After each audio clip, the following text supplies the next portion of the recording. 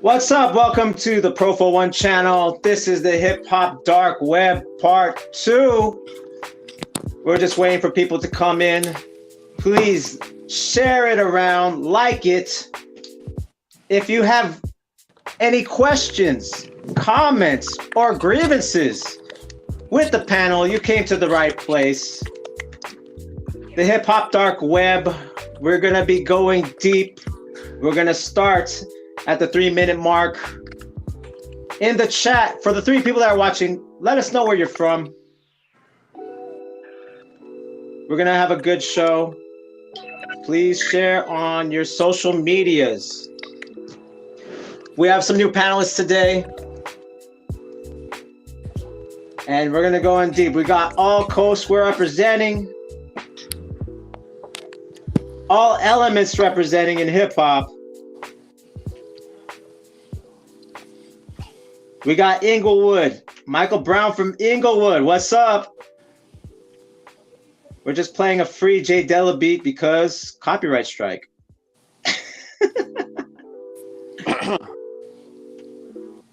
We got LA in the house so far. Do we have the Bay Area? Do we have the East Coast? If you have any questions for the panel, ask them now in the chat.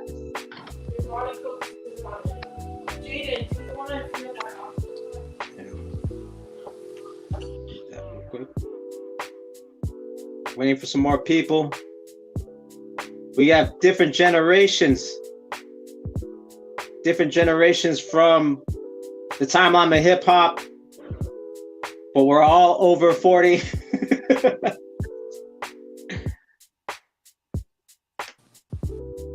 All right. Oh, we got Hawaii in the house. Hawaii. Shout out to TVB. There was just an event out there in Hawaii this past weekend. Shout out to Domsky. Bricks don't hit back. You come to the right place. The Hip Hop Dark Web, aka the Old Head Show. You know what I'm saying? All right, we're about to start in 1 minute. 1 minute, 1 minute. Get your questions ready. We have a really dope show coming up. 6 people. Give a shout out. We got Michael Brown from Inglewood. We got Hawaii. Michael Brown says, how much does an MC activity shape how we rank them? Ooh, we about to get there. We're going to break a few hearts tonight, guys. All right. Damn. All right, ready? We're about to start the show. In 3, 2, and 1. All right. Yo, what's up? This is Shadow Rockin' Pro for one of the Floor Gangs and Knuckleneck Tribe. And what you're tuning into is the Hip Hop Dark Web. Now, before I introduce the panel, I just want to talk a little bit about how this all started. So basically, a bunch of hip hop heads got together in a bunch of debates, and we basically dug in the woods. And I got the term from basically Jordan Peterson, where he calls himself Joe Rogan, Eric Weinstein, the intellectual dark web. I was like, hey, you know what's dope? We need a hip hop dark web, and thus why we have the hip hop dark web. And I'm going to let the panelists introduce themselves real quick. So I'm going to start with Dr. Derek Cologne. Dr. Derek, tell us about how old are you, where are you from, and what's your experience in hip-hop? All right, your mic's right here. Your mic's on. We need your mic on. Oh, yep. There you go. Thank you, guys. I'm 56 years old from the Bronx, South Bronx. My experience in hip-hop since 75, 8 years old. So it's been a while. Yes, sir. All right. Anything else? You used to break and you used to rap too, right? Yep. So I was a writer, I was a b-boy, and I was an MC. Yeah. Word. All right. Mr. 75. All right. And next on the panel, we got Save the Hip Hop Culture. Let's get a little info on you.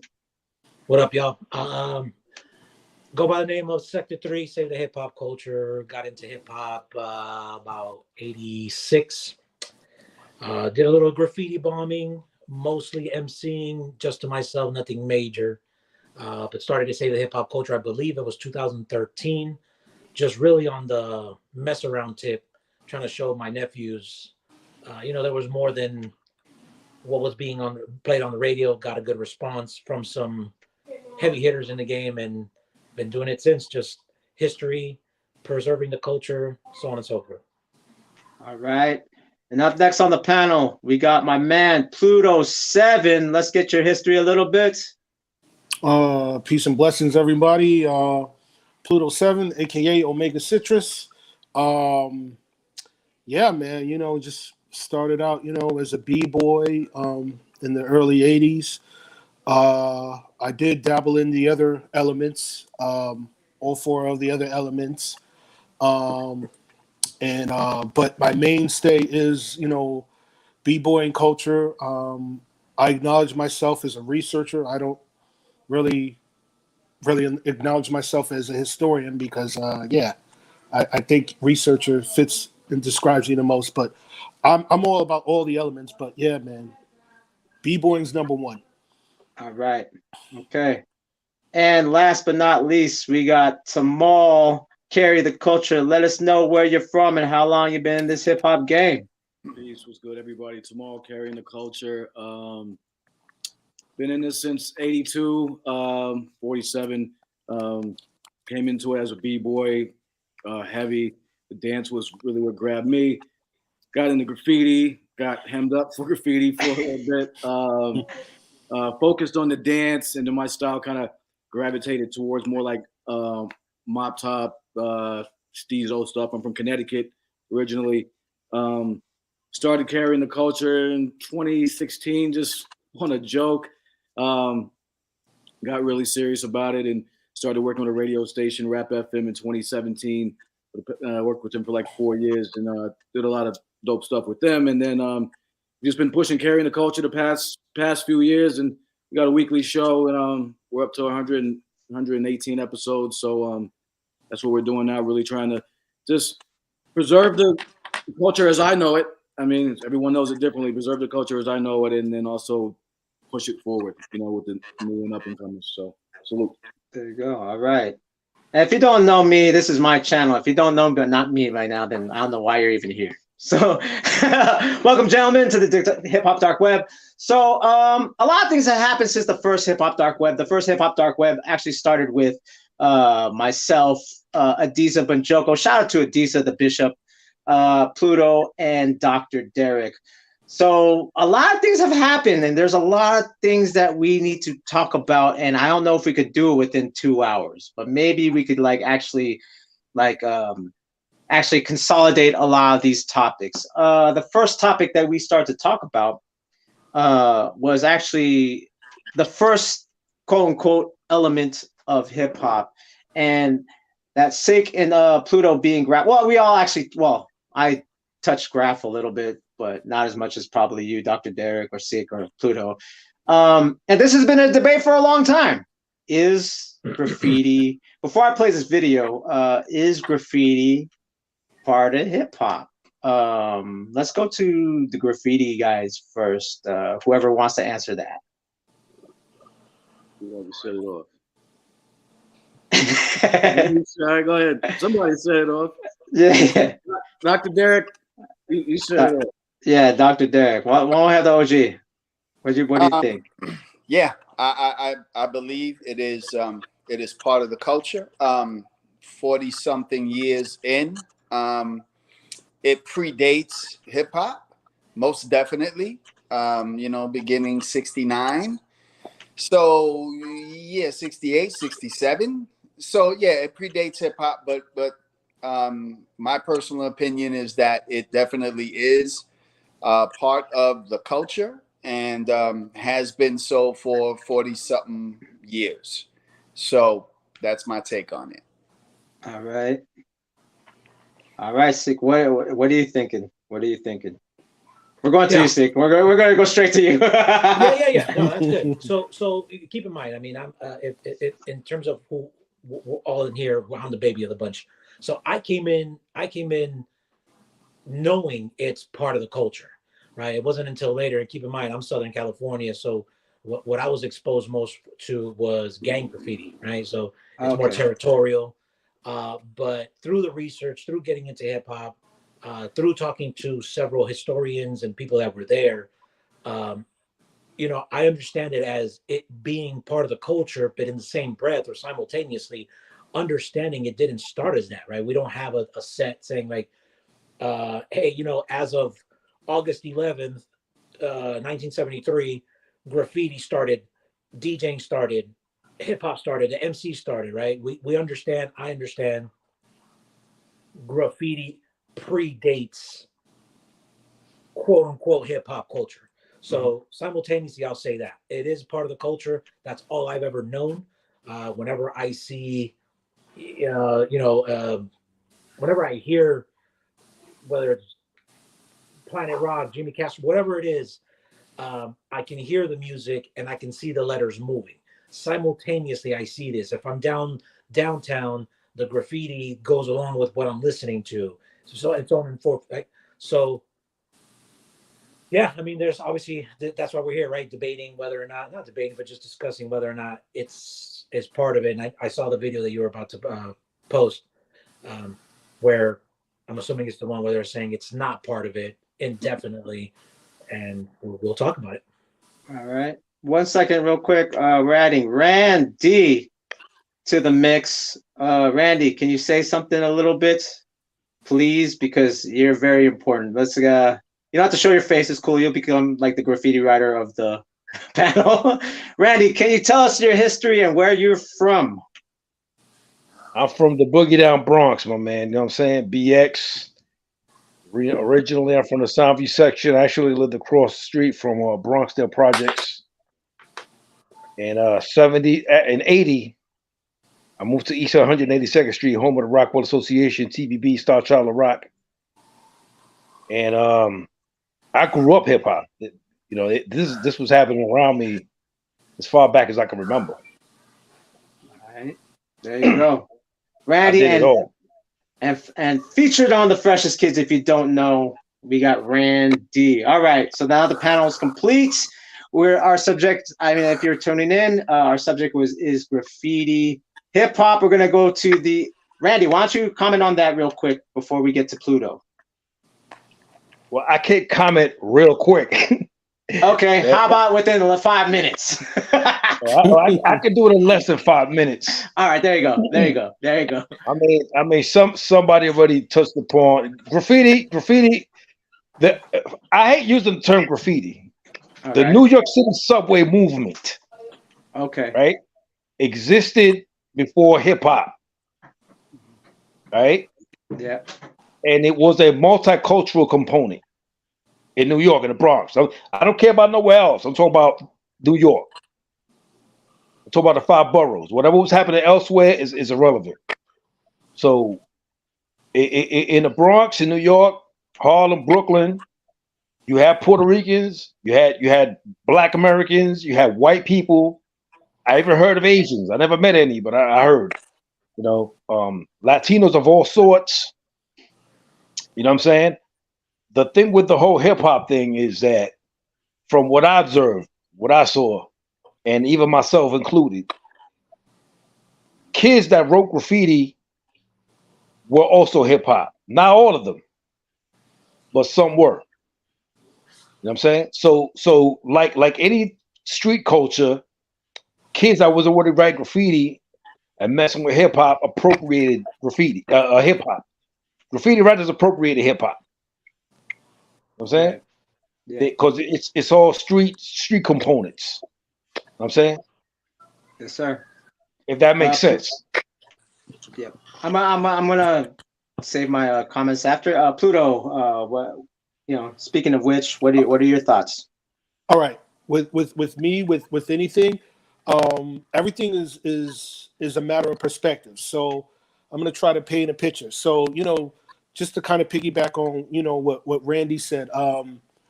There's this thing of perspective. So when you like for those who say, you know, all right, so there's one perspective. Is it hip hop or is it not hip hop?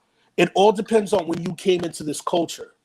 So like all right, so let's break down like the Bronx.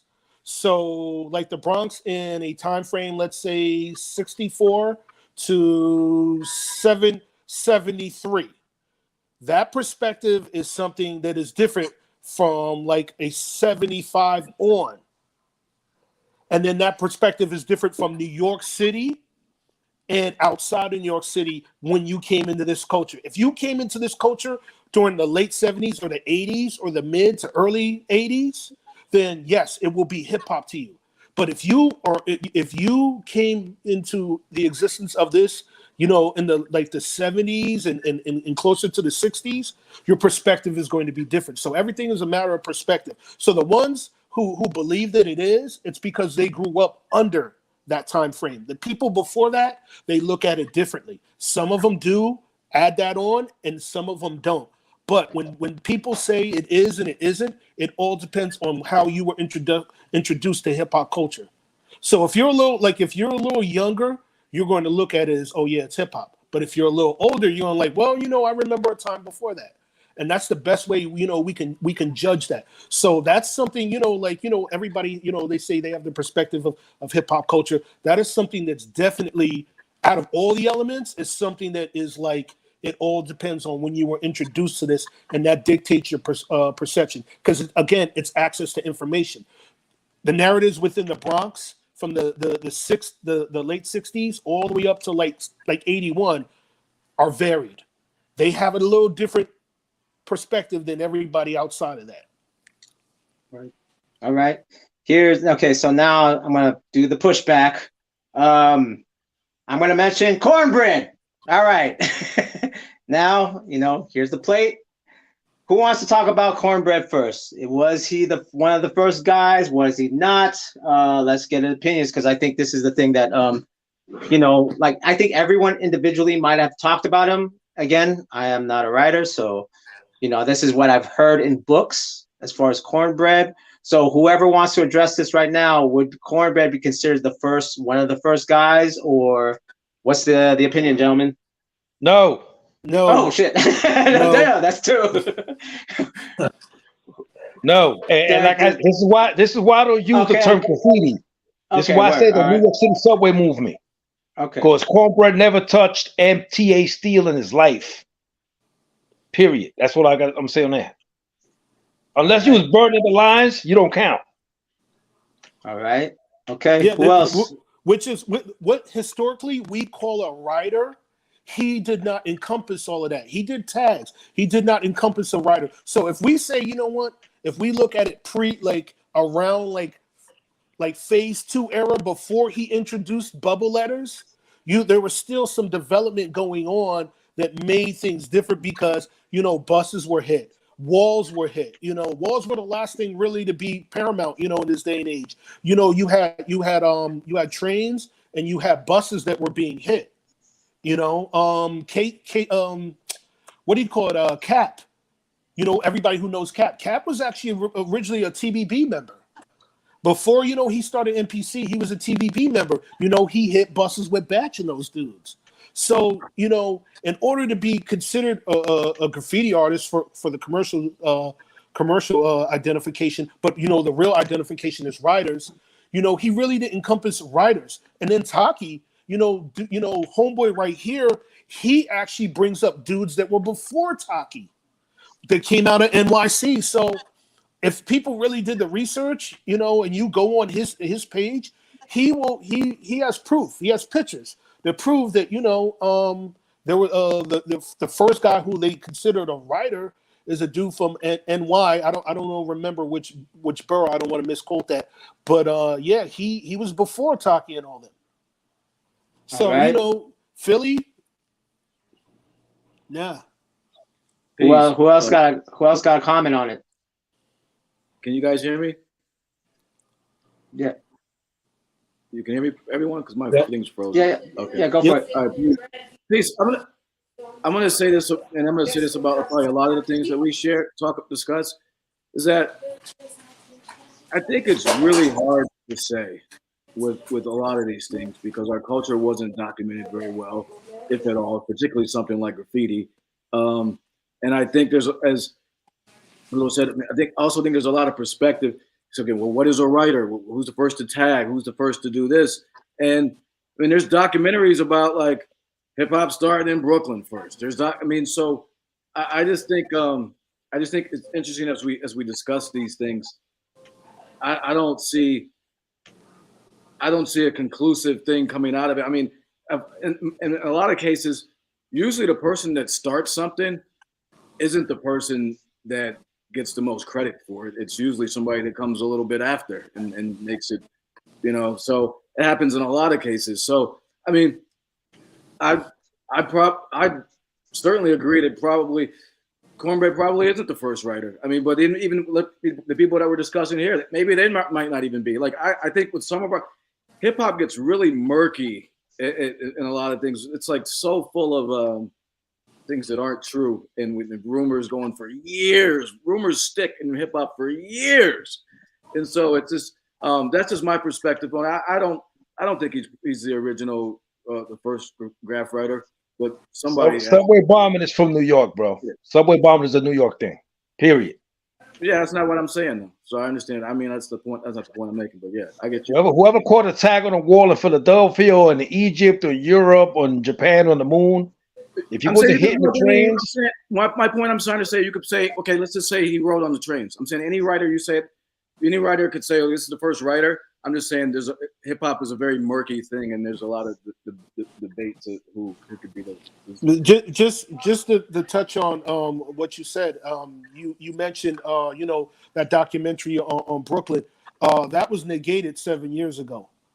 By Charlie Rock with proof of because he was a nomadic dancer and he proved that documentary didn't hold up. The first innovative characters. Sorry about that. Keep going. My bad. Sorry about that. And what's prevalent for the receipts for that is that not to get off topic just real quickly is that a lot of those guys, they didn't have b-boy.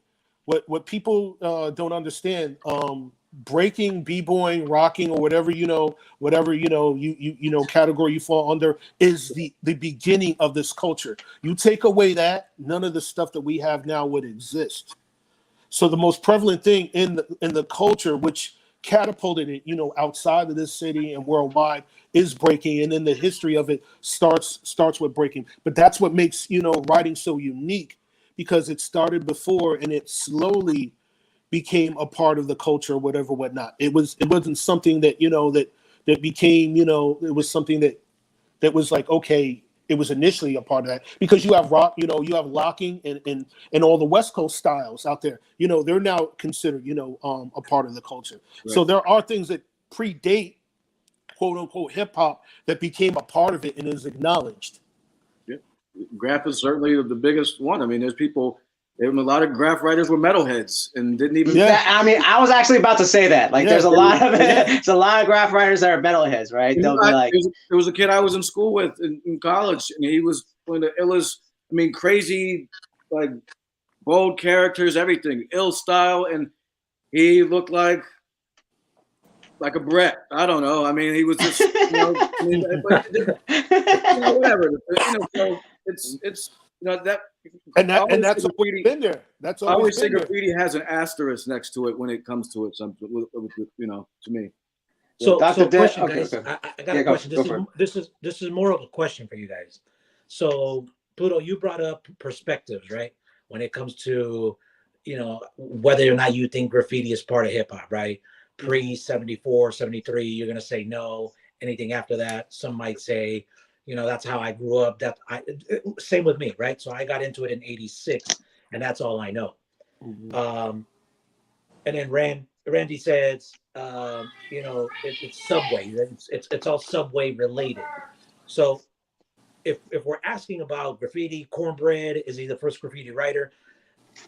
I think the same thing that Pluto said, it comes into perspective, right? And please don't take this as I'm trying to push any of this agenda. I just mentioned it because it's out here.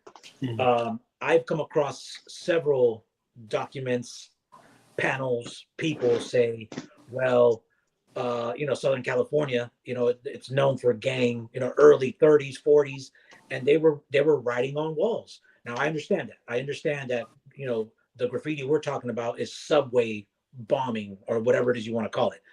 But if somebody comes in and says, all right, graffiti in a wide sense, who's the first? When did it start? If we're looking at it that way, then, and I'm not trying to say LA started it, but we can go back to the pyramids. We can go back to, I even have heard where, for lack of a better term, hobos that were just, getting on trains and from one place to another, they were writing just whatever it is on the trains. Is that modern day graffiti bombing? No. But if we're getting technical, we have to open up that discussion, right? LA in the 30s, 40s, gang graffiti, or anything outside of that. But like I said, Randy said, we're talking subway bombing, and that's what is considered quote unquote hip hop. And that's what sparked off, writers to write, the influence of hitting the trains, and then also, before that, or during that time, dudes hitting the buses also was something that was acknowledged. It was a 70s thing, but the full development of what a writer is definitely subway bombing. That's the most prevalent thing or whatnot. You talk to kids now who've never hit a train, they're like, oh wow, I would love to hit the trains. People still hit the trains, and then why? People still hit the trains over in Europe. People hit freights if they don't have trains. Yeah, So it's freight culture. Yeah, it's like a continuation, or it's like if you weren't around in that era to participate in hitting, bombing the trains. This is what you hit, because like trains, in the city, in NY it was all city, but when you hit freights, it's like that's all country, whatever you want to call it. You know what I mean? So, but also, to go back what you were, saying, Sec, is if we're gonna be technically, it's hitting insides, outsides, the trains, hitting everything and all of that.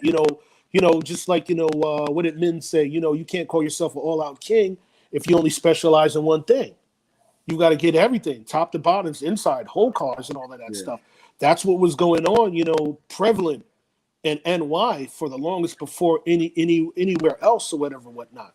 And like a lot of that stuff, is definitely, some people look at age perspective, but it all has its roots and foundation in the 70s with guys like Phase 2 and Ebony Dukes, and Ex Vandals. These dudes, like really laid down the foundation of a lot of this stuff. yes, sir. All right, real quick. Let's go to the chat real quick. We're gonna go to Michael Brown. He says it absolutely is. He was talking about, is graffiti part of hip hop? Matt Kilogram says peace, yo. Victor Vix says peace, y'all. Showing love. Keep the hip hop history discussions going. Thank you very much. Juan Escobar says peace, brothers. I rock. What up, brother? Michael Brown with another comment. I think that's hard to say because shit was going on all over. If you weren't there, you can't say. Documentation is everything, and that shot murky as hell. I think he was talking about that. I would have to emphatically disagree with that comment. People have been saying for years, if you weren't there, you can't comment it, and you can't you can't speak on this stuff. Not to toot my horn, I have the most comprehensive, the most accurate, oldest information on the culture outside of writing, and it all checks out. And I challenge anybody to debate that on the planet Earth. I don't care. All right, here we go. I don't care if you're KRS-One. I don't care who you are. I challenge anybody to negate my research. All right. Michael Brown says, I ain't no subways in LA. He says exactly. IROC says exactly. And buses were getting hit up in LA. I mean, Absolutely. They were in San Francisco as well. Okay, but LA has a different. LA has a different. LA has a different perspective. The LA perspective is after that, but it's an evolution. You know what I mean? It's still a part of it. It's an evolution. You know, like, okay, if something like, all right, so something that was going on in hip hop and you take it 3,000 miles, you know what I'm saying? How can you say it's not hip hop, you know, as far as like the writing? Because guess what? You know, guys were hitting the buses in New York City. So they're hitting the buses in New York. So that's a narrative. But then you also have breaking, you know, that, you know, started out over here, but then it went out to the West. No one's going to say, yo, those dudes ain't hip hop. You know, you guys are celebrating your anniversary. Yeah. You know, like plug. By the way, it's right here. It expands. You know, yes, sir. This expands, and like when I was a kid, I always looked at this culture and all elements of it being like expanding, getting more development. You know, you have chair freezes, and then from chair, you know, Robbie Robb is like the godfather of power moves and air moves. Most people have never heard this before, but yes, he is the godfather of power and air moves of the Zulu Kings. You know, if you take that move away, all these moves that come, all the variations of windmills, backspins, continuous backspins, and all this stuff, drills and whips, all do not exist. You know, so there's always been an elevation, you know, like if you see the, you know, the tags to bubble letters, you know, to the wild style, and, you know, there's always an elevation. So everything, you know, I you know, because, you know, some of the greatest historians told me that, like, you know, oh, you couldn't, you know, there's no way to find this or this, you know, and people said I couldn't do it and whatnot. You know, next month I'm celebrating like 11, 12 years of my research, which is the oldest and most elaborate research in any form of hip hop history. All right. So, Pluto, I want to stop you right there. So this is what we're going to go to next. That's a perfect segue. Because, and I'm just going to vouch for Pluto because for us in the breaking scene, especially in the breaking scene, we had the least material to reference, right? It stopped at a certain point. Like it stopped at 81.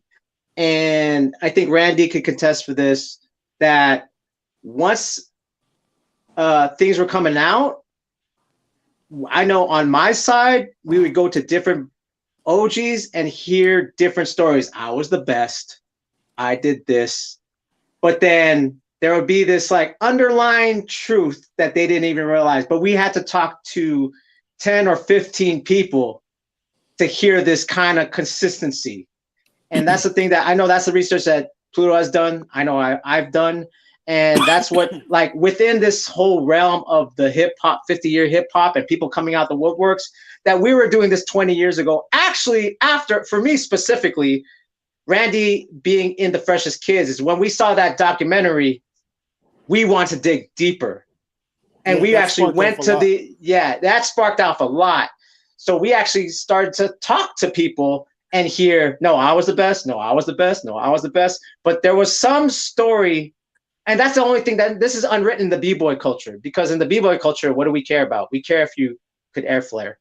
We're not a lot of us are like trying to dig. And that's why I'll say to vouch for Pluto is that because we were all curious, for those who like, and this is b-boys that are like maybe 10 b-boys in the world really, that really want to dig deeper than 81. You know what I'm saying? They want to dig past Freshest Kids.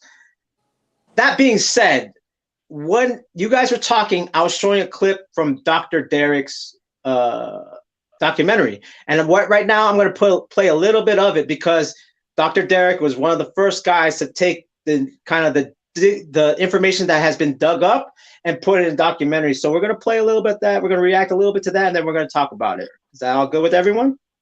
Work. Yes, sir. That's my nigga. There you go, Randy. See, we needed you on the show, bro. See?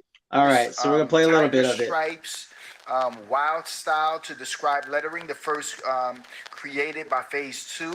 And then we have Riff 170. So you notice that Phase 2 doesn't include Cornbread or any of the Philadelphia writers because Philadelphia does not predate New York City.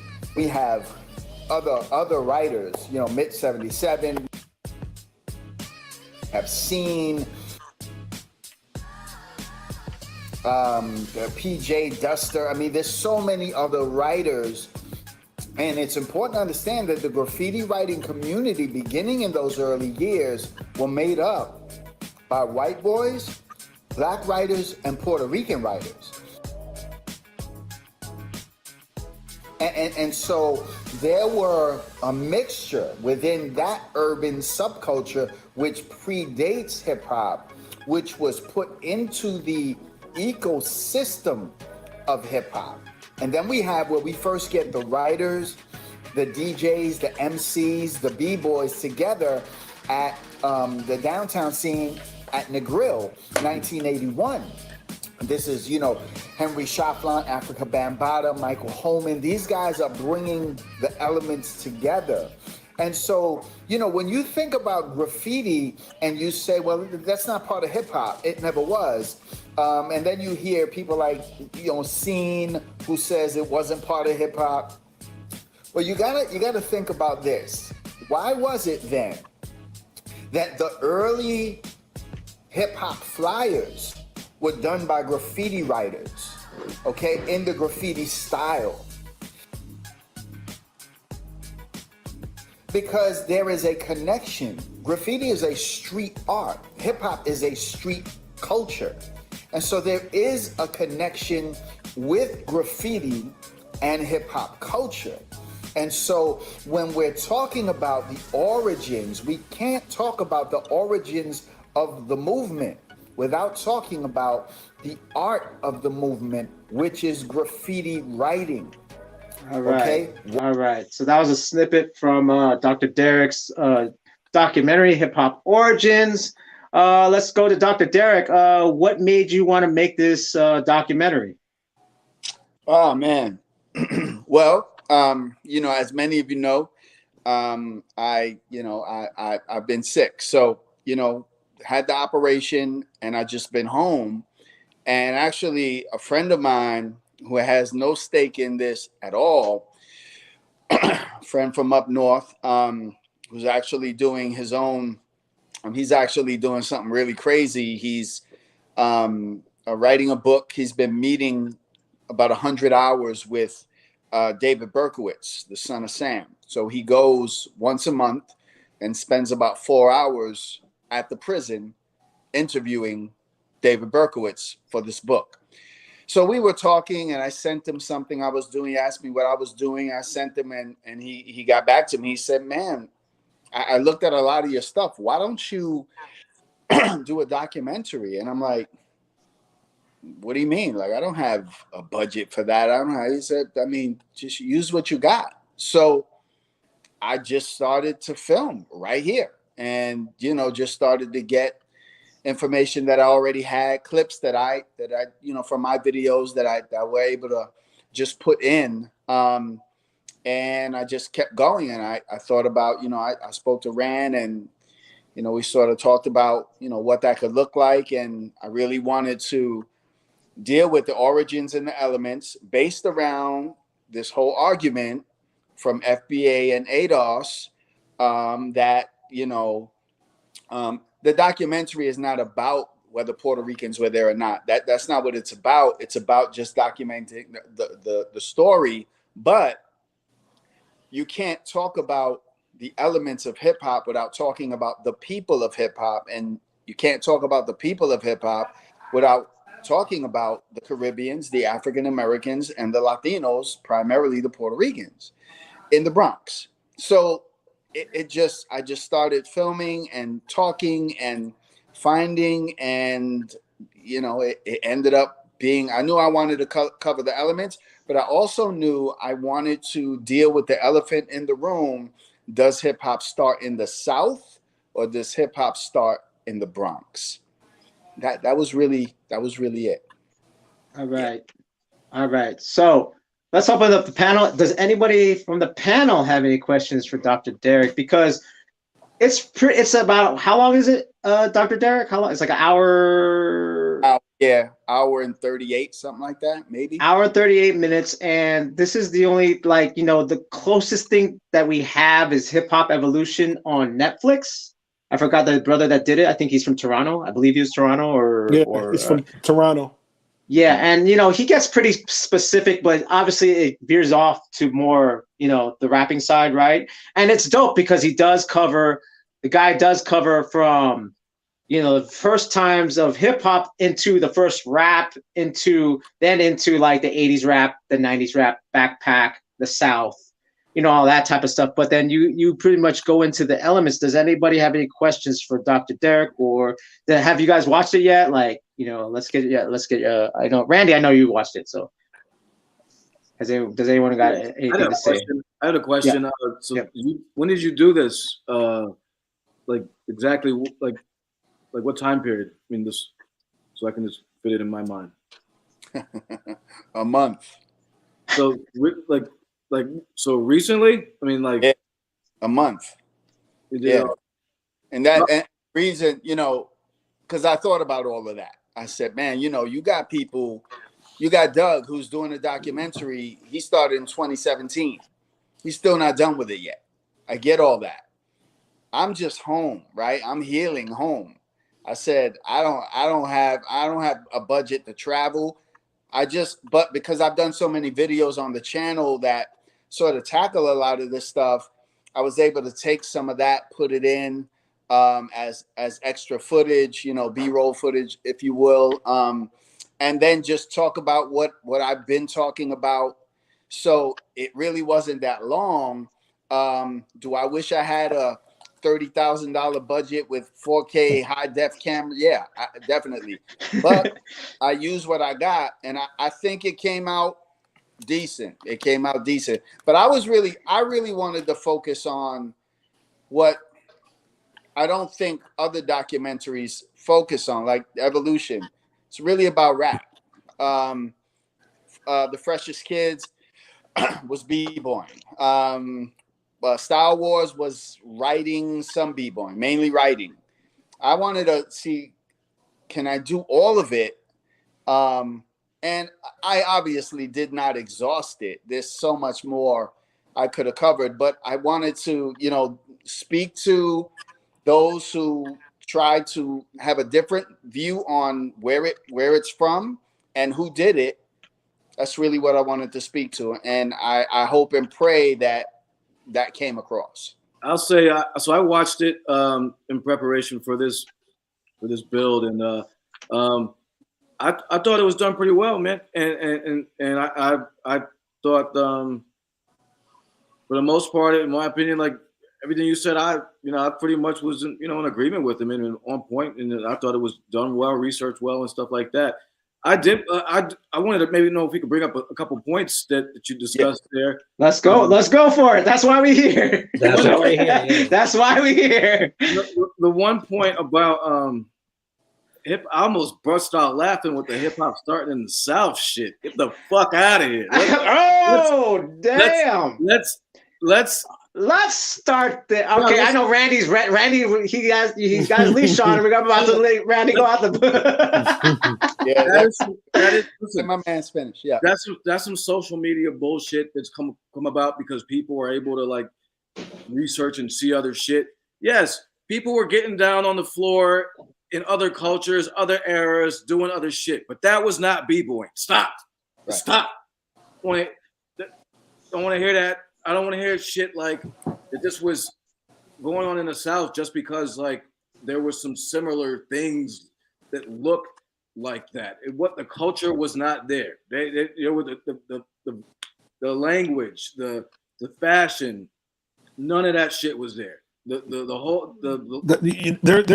can't even name moves. They can't name moves. So honestly, like to me, this can be a quick shit because this is that's bogus horse shit. Straight up. But see, so here's the deal, bro. When you got, now I had already known that Tariq Nasheed is going to put out a documentary to try to totally eliminate an entire people group out of it and make it the South and African Americans. That's it. This is ours. We did this. So I'd be lying if I didn't say part of me wanted to address the elephant in the room. It's like a debate. If I'm debating somebody and I know their talking points, I'm going to bring up everything they're going to bring up before they bring it up, and just sort of put it out on the table and let's look at it honestly. But the problem is the people who continue to use these videos from the 1930s to promote that's b-boying and that's emceeing is absolutely mind-blowing to me. I don't get it, but it is what it is. Is there, I got a question. Is there a specific, I mean, is it individual people pushing this agenda, or is it a group or a panel or a, you know, like, you know, like let's say all the Zulu, above. I mean, Zulu's not pushing it, but like a group of people that are saying this is it, started in the South, we're pushing that. All the above. Yeah, all of the above. Really? All the above. A guy named Tariq It's Nasheed, who is he has a group called the Foundation of Black Americans, and then there's another group called ADOS, the African Descendants of Slaves, who are pushing the agenda that African Americans themselves and by themselves, this is ours and nobody else's. Y'all came later.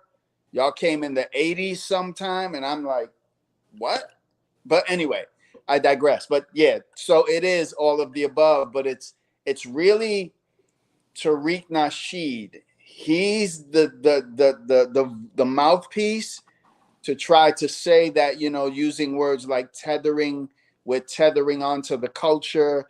We wanna be, you know, black. We've copied, you know, African American culture. Well, they don't even call it African American. They call it foundational Black American culture.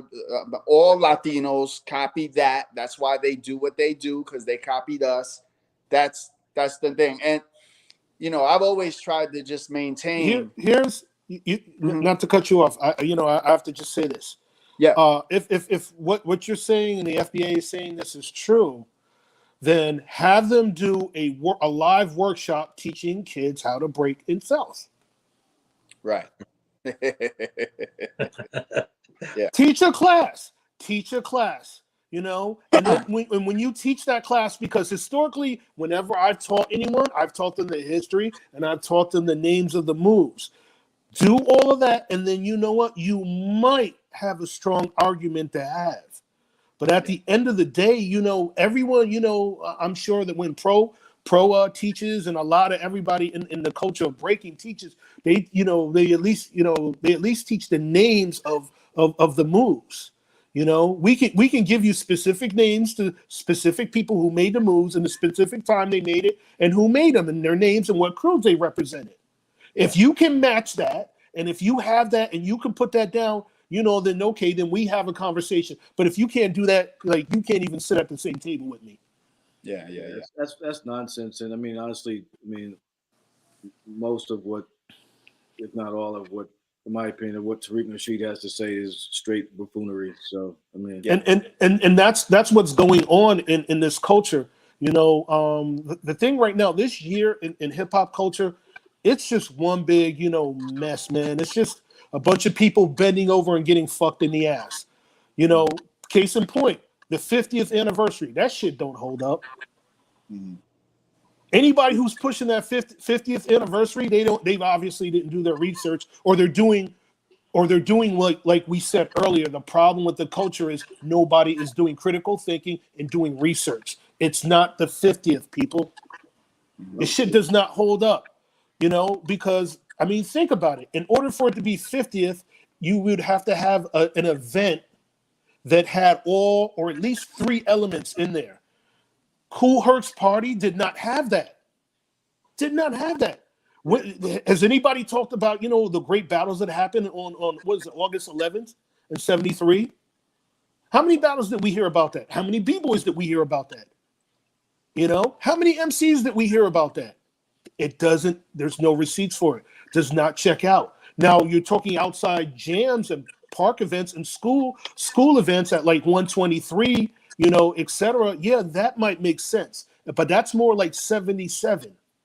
You know, you could do a whole documentary on the year 77. 77 is probably the most poignant year in hip hop history. And it's right in front of people's faces and nobody even knows it.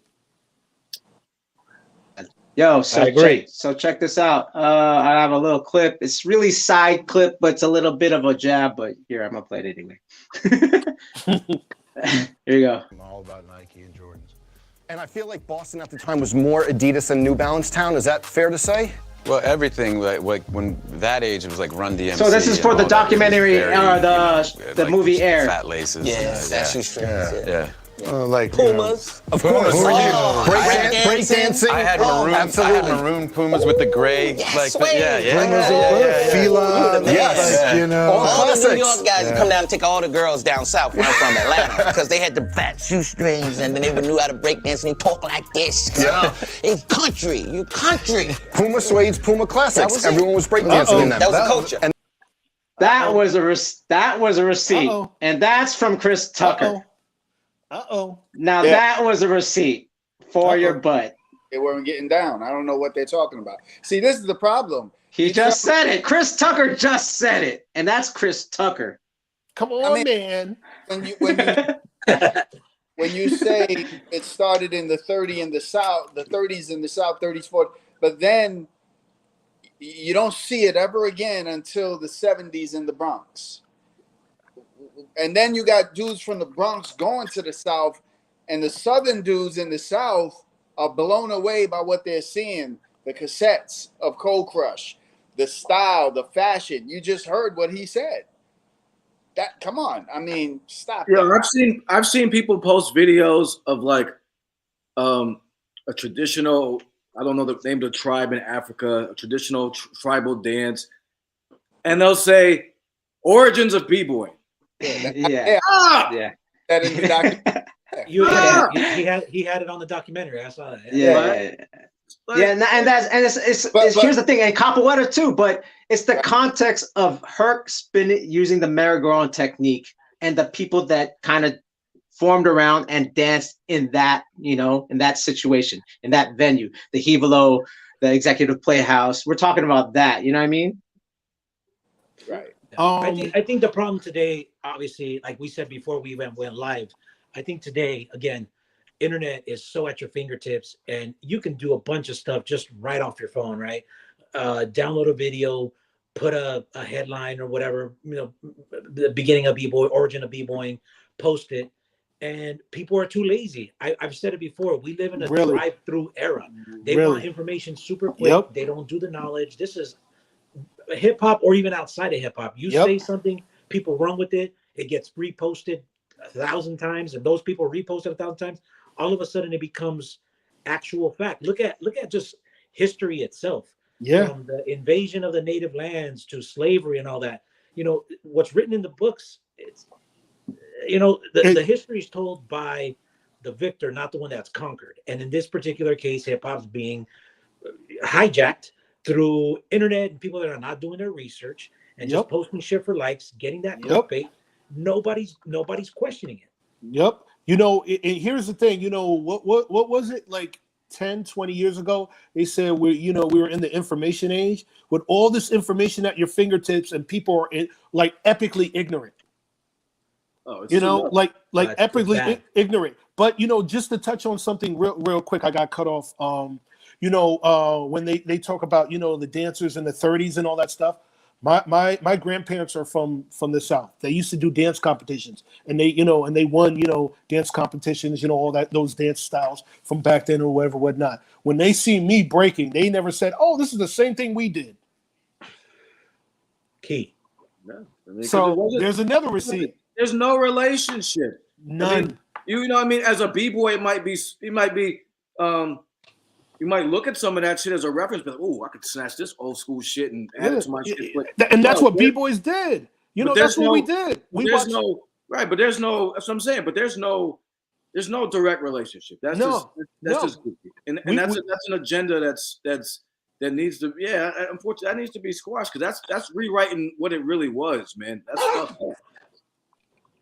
One thing I know for sure is that they definitely don't go on and look and research the information that I posted up. And the stuff that some of them do, they try to remix it. But one dude, I spoke to him on the phone and I said, "Yo, let's let's cut to the chase. Let's just go live. Let's just go live. Let's just debate live. That's the thing. They don't want to go live because, they would get smoked. Period. They get smoked. Here's one thing time. Here's one thing that I gotta say too, that I gotta put out there, is that, and I think Pluto would agree to this. With a lot of the original guys, we're talking about the Hercs, not so much Flash. We're talking about the Hercs. We're talking about the Grand Wizard Theodores. It was the B-boy events that flew these guys out. It wasn't the regular hip hop events. It was the B-boy summits. It was the freestyle sessions. It was the Rocksteady reunions that was giving them their flowers over everyone else, right? Like Jay-Z wasn't. Jay-Z didn't have him and open that's my point. Like even like what was that? Even like ScratchCon in 2000, when Thud Rumble did ScratchCon, they had Grand Wizard Theodore there. Yep. You know what I'm saying? So it's just like, but no one was reaching out to these guys. And maybe like Flash was different. Flash was still getting that Chris Rock money. You know what I mean? Like he was getting props from him. But then besides that, I seen Kool Herc all at dance events, not even like quote unquote hip hop concerts. You know what I'm saying? Even recently at B-Boy Summit last year, they flew out DJ Hollywood from Harlem and Dancing Doug. You know what I'm saying? But I don't see anyone else doing that. I don't even see Rock the Bells do that. I don't see even LL Cool J doing that. You know what I'm saying? The rap community really dropped the ball. They really dropped the ball. I remember in the early 2000s, I was seeing, like when, you would watch MTV, or you would see stuff like NSYNC and Backstreet Boys hired B-boys. It's like, come on, man. Come on, dilated people. Come on, guys. I mean, this is a big jab. But you know what? But do you know what mainstream artists had the most hip hop in their concert? Limp Bizkit. Yeah. They had Graffiti. They had Easy Rock and Pole One. They had DJ Lethal. Ivan. All that shit. It's Limp Bizkit, but yeah, all those dudes, out hip hop, the rap dudes. So, I have this thing, to be honest with you, I look at rap like, y'all, put it this way: when rappers are really wanting, to, build themselves back up, they do B-boy events. Not all of them, but 90% of them. When they want to get their, when they're no longer in the limelight, they go to rap, they go to B-boy events and do B-boy shows in the whole nine, whatnot.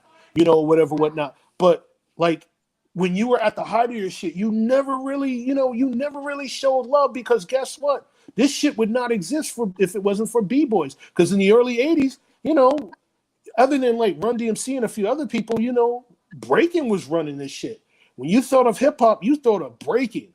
Out of everything, out of DJing, out of rhyme, out of rap, out of any of the elements, you thought of B-boy. That's the one thing that historically got around the most, but it was the least documented. It was the least respected, and it catapulted everything else in there. Who did Run DMC dress like? Who did the Beastie Boys dress like? You know what I mean? And then everybody started calling themselves a B-boy, and it's like, nah. I mean, I got into it, with a few people in the breaking community. They said, oh, Run DMC or B-boys. Beastie Boys, B-boys, what? Because they wear a tracksuit? So like the misconception and the uneducation of the rap head, because I don't call them hip hop heads. I call them rap heads.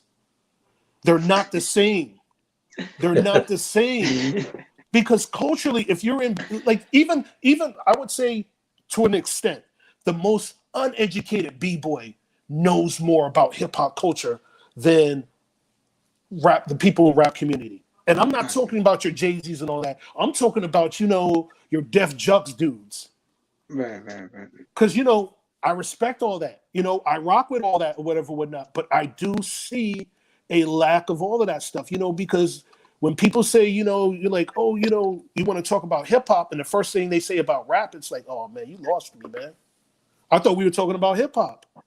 So okay, let's talk about that real quick, because I had a show, Gearheads, and a guy, my man DJ Renegade from the UK, he was talking about in the 80s, if you went to like a Tower Records, and I remember this in the Bay too, and this is like early 80s.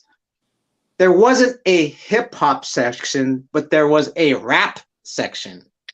That's correct. Yeah. Do you know what I mean? Correct. There was a rap Sam Goody. section. Sam Goody. Yeah, like Sam Goody. It was like the rap section. It wasn't until like around like 1993, 94 we started to see it was the hip hop section. Not even. Oh damn, Randy, where you coming? You came out of nowhere. You scared me. Go ahead, Randy. Go ahead, spit. Well, what year he was talking about? So like yeah, around like 1980. Because like for instance, when I went to Rainbow Records, so let me stop you there. If you talk about 1980, if you buy rap records specifically, there was maybe like 10 places in all of New York you could buy the records. Word. So you had to go to specific places to buy those records. You couldn't buy this anywhere. You know what I'm saying? What were some of the record shops? In the Bronx, you had the Rhythm Den was the main spot that I knew of, but that was right by me on Tremont. That the Rhythm Den used to belong to Richard T, which is the owner of the T Connection.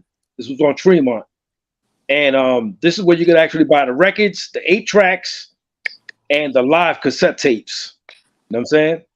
And people used to come from like New Jersey and Long Island to buy records there. The DJs would buy it. You could go to that record shop any day. You bump into Grandmaster Flash, Grandwizard Theodore. You know what I'm saying? Grandmaster Cavs. Because this is where you went to. This is where the rap records and the rap tapes were at. You know what I'm saying? It's not too later on that Crazy Eddie comes along and they started carrying, different kind of records, with once records like The Message and Planet Rock came out, that's when they started coming up with like a rap section. You know what I'm saying? Yeah. What year was that? What year was that for you to see it? And then what else besides that? Like 82. In New York, 82. In New York, though. But if you were somewhere else, they probably still didn't even have it. No, yeah. For us in the Bay Area, I think the first time I saw Rainbow Records was like 1986. And that was because we had the local guys. Yeah, that was like the local guys with the obviously what was being played in the radio. Yeah, that's early. 86 is early. But you know what? The whole thing, it's weird because there was a pocket explosion. From like 82 to about, I would say 85, there was an explosion of where you could buy all this stuff. Because remember, you had Electro, on top of, and all that stuff. So a lot of, we had all those places over here, where you could buy all that stuff. But it's weird, by the time 86 came, it was like it dropped. So from 86 to about like 91, there was like this drop. So like when I like, for example, when I bought Fun Crusher Plus, I had to go to the city. I bought it at Tower Records over on Broadway. And the weird thing is, the first place I went to, they had 2 sections. They had a rap section and they had a hip hop section. They were separate. And then, I had to go, and then, Fun Crusher Plus wasn't even in any of those places. The rap section was upstairs. The hip hop section was downstairs. Wow. They were separated, and Fun Crusher was even away from all of that because they saw the cover and they didn't know how to, like, what is this? Like, I don't know. It's like some alternative artsy stuff. And most people didn't hear it, So they looked at it weird. So the marketing of, rap records and how it was presented to be sold was all kinds of messed up because they didn't know how to really present it. And the thing about it is like, if they were smart, they would have had like somebody like on the inside who knew how to market this and how to present all of that stuff. To this day, rap and hip hop have never, and I say that separately, have never been marketed in the proper context. It's never been marketed in the proper context. The 6 of us are what the culture is. Right. We understand all of these narratives, but we are the voice of what this is. We can dissect all of that stuff, but you get some people other than that who are in corporate or in suits, they can't articulate what we can articulate. And these, and not to toot our horns, we are the people who they should be talking to as far as, getting all that. But we've gotten to a place where, rap it's so like far from what it is because of corporations and money, that it's like, we look at what it is now. It's people wearing dresses. I like Tamal's face. People wearing dresses. So check this out. Okay, so I'm gonna throw like a little monkey wrench right now because it just kind of like, this is not planned, but the thing popped into my head. So now we're talking about the rap thing, and we're talking about like how in the 80s, like just for me, my own personal experience, it was the rap section versus the hip hop section, and now it's the hip hop section. And this kind of happens throughout the whole, like all the elements in the culture, right? So let's get to like, just before we get to go back to the past, let's go a little bit modern. What does everyone think about, and Tamal, you could talk about this a little bit too, the term of hip hop dance, what's considered hip hop dance now? Because I remember in the 2000s, they called Britney Spears a modern hip hop dancer, right? Like, I don't know if y'all remember that. Oh, you got like Darren's dance grooves, right? That was considered you're learning hip hop dance, right? Yo, you know what? What do y'all think of that? Let me say something. Let me say something about Darren from Darren's dance groove. He actually grew up with like, I'm running a blank. The B-boy crew. No, the B-boy crew from the Bronx, because he's from the Bronx, who ran with Rocksteady, the stick-up kid crew of Rocksteady. Hot Feet Rockers. Yes. Okay. Darren was from the Hot Feet Rockers neighborhood. Wow. That's 183rd and Cortona. Who's this? Yeah. It's my neighborhood. Yeah, and I was just about to say, it's over in Randy's neighborhood. Yep. That's the thing that people don't know about him. Yeah, he went the commercial route, but his background, he was a B-boy. Wesley Snipes, he was a B-boy. Yeah. Yes, I actually battled his brother. Yeah, you know what I mean? So like people, what's her, Cuba Gooding Jr. He was in LA Breakers. He was an LA B. Yeah, he was an LA Breaker. He was LA Breakers. The one chick, the black chick from Scary Movie. The fine one? The fine one? I don't even know what to say to that. I'll just say this: the one who was in all the Scary Movies, she was in LA. She was in LA Breakers. Oh, word. Oh, see, I didn't even know that. I knew Cuban Gooding Jr. was. So what does everyone think about that right now? Like, what is like the term of hip hop dance being kind of choreo? You know what I mean? Speaking from like, if we're talking about the original hip hop dance is breaking. Like, there's no doubt about it. Even though people did pop, people did lock, or they called it electric boogie. You guys call that electric boogie out there in the East. Yeah. What are your thoughts on that right now? You know what? I'll say it's the same thing of like what they did with breaking and everything that they've done with hip hop in general. They try to remix it and negate it and create what they thought and what it is. And we as a culture accepted it and we never corrected it.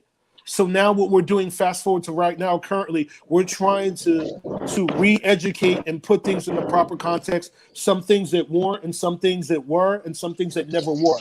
So I think that, like my boy says, it's more like street jazz. Does it have hip hop influence? Yes. But I think it has a place because, the stuff with like Mop Tops and Elite Crew and all that stuff. When breaking died down, remember, the BPMs changed, the music changed. So, those dances are a reflection of what that style was. So it has to, it has to have, its knowledge. But the original first hip hop dance is breaking. Yeah. Tamal, let's get your opinion, since you dabbled in breaking and then you shifted to hip hop freestyle dance. What's your opinion on that? So it's funny. I mean, I started out as a b-boy and I didn't give a fuck about the rhymes until like 84, 85 when it 80. So for me, what's out now that's considered, I see there's two things. There's commercial and then there's what's the real shit. So if we're just talking the real shit, like as Pluto said, and this is where my story kind of comes in, is that like for me, growing up where I grew up, b-boying kind of died down. I would have still kept doing it, but it kind of died down. And everybody I knew went towards more freestyle, mop top. All of our OGs from Connecticut were going to New York, and learning and shit from Buddha Stretch and Rubber Band and all these cats. And so that's the style that I was kind of rocking with, and still rock with. But yeah, the original is b-boying, breaking. You know what I'm saying? That's the original course. But the shit that's out now, the commercial choreo, like, I don't know, girl with the ponytail, that's whatever that shit is, that's not hip hop to me. And you know what I mean? Other stuff, the Mob Top and Elite Force, that's like, those are like my OGs, you know, and Misfits, those are like my OGs in terms of style. But as far as what I rock with now, but the shit that's out now, it's bubblegum. And man, I don't even know if we're talking about that really, because like, to me, that doesn't even count. I don't even think about that shit in conversation. So for me, it's with you guys. I mean, we should almost just assume we're just talking about. No. You know what? You know. The only reason why I bring it up, because there's going to be a lot of people that are watching this show that are like, "Well, yeah, I do hip hop dance." Like, what do you mean breaking? You know, because that's most of the conversation now. Depending on, you know, obviously, again, everyone in this panel is over 40, so our perspective is packaged differently. At events, you know, at events they say, okay, hip hop dance, but then a b-boy shows up and like, yo, that's not hip hop dance, and it's like, there are people telling the b-boy you're not hip hop. Yes. Listen, I'm probably the second oldest on the panel. Yeah. So I actually got to go to the jams in the Bronx. Yeah. And I can tell you this: breaking was not the only dance in hip hop. Word. They was doing the spank, the bus stop, the Patty Duke, the freak, the social dances. So this was happening in hip hop spots. You know what I'm saying? Right. As far back as I could recall. You know what I'm saying? Yeah. No, only the kids my age were the ones breaking. The little kids. Right. The dudes 11, 12, 13, we were the breakers. People 18, 19 that had nicer sneakers and the mock necks, they ain't trying to do all that. You know what I'm saying? So they dancing with chicks. It's the bum kids that's breaking, to be honest. Yo, actually, I was just with Wiggles and he was teaching a workshop and he was talking about all the dances. He talked about the Patty Duke, he talked about the freak, he talked about it, you know what I mean? He was breaking because he had his freestyle rock class, because he had a whole camp, right? Sunday was popping, but Saturday was like top rock and freestyle rock. And we're about to go there because real quick to the chat, we had Victor Vic say, "Are you good? Thoughts on track 2's rocker to b-boy narrative?" And we're about to touch that. That's why that was my little segue, right? I want to talk about the modern times before we go back to the past, because we were in the past for a little bit. But I'm actually going to pull up that clip real quick. Let's pull up the Mr. Wiggles clip, and then we're going to have Randy and everyone comment on it real quick. And this is what's dope about the clip the clip I posted with Wiggles. Where is it? Yeah, where he talks about, like the original styles and time periods. So let me pull that up. The Webble dancing was out. Oh yeah. Oh, so that's another thing that we could talk about, the Webble dance. But let's go to Wiggles real quick. All right. Never saw 6-step in my life until 80s, and when I saw it, I thought it was a new trick. I had no idea. I didn't know to call it footwork uprating. So footwork patterns in the beginning would take out stuff from Russians, which is where you see b-boys do Russian steps, and you're gonna see variations of sweeps and bounces, quick freezes, no dead freezes, push-ups. I tell you, man, push-up combinations is different. If you want to get the best variation of what breaking footwork look like, it's more frosty than Kenny. Now, add the Latino influences, we added the clock concept, one direction concept. So when you see b-boys go one direction fast, Puerto Rican put that in.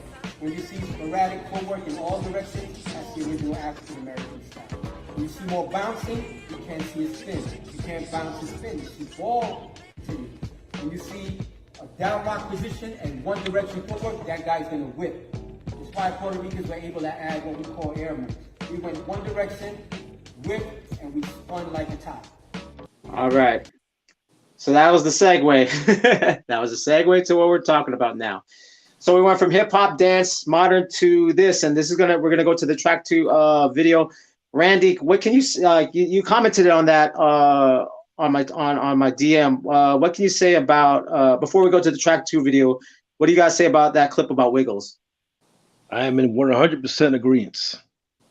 Okay, so can you talk about so the narrative for a lot of people is, before we get to the track 2, you know, where does the Zulu Kings and Beaver and them fit in, and where does like the TVB and the Latin rockers and the down rockers fit in your perspective? All right, now I want you to understand that I come in 81, 82.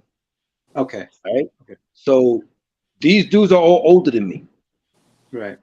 So when I come in as a fresh B-boy, I was originally a B-boy turned electric boogie dancer. Okay. So when I meet track 2, when I meet Batch, when I meet Willie Will, you know what I'm saying? The brothers from TDK, the brothers from BBI, which is B-Boys Incorporated, all these dudes are between 5 and 8 years older than me. So they're technically old school already. Right. By that time, yeah.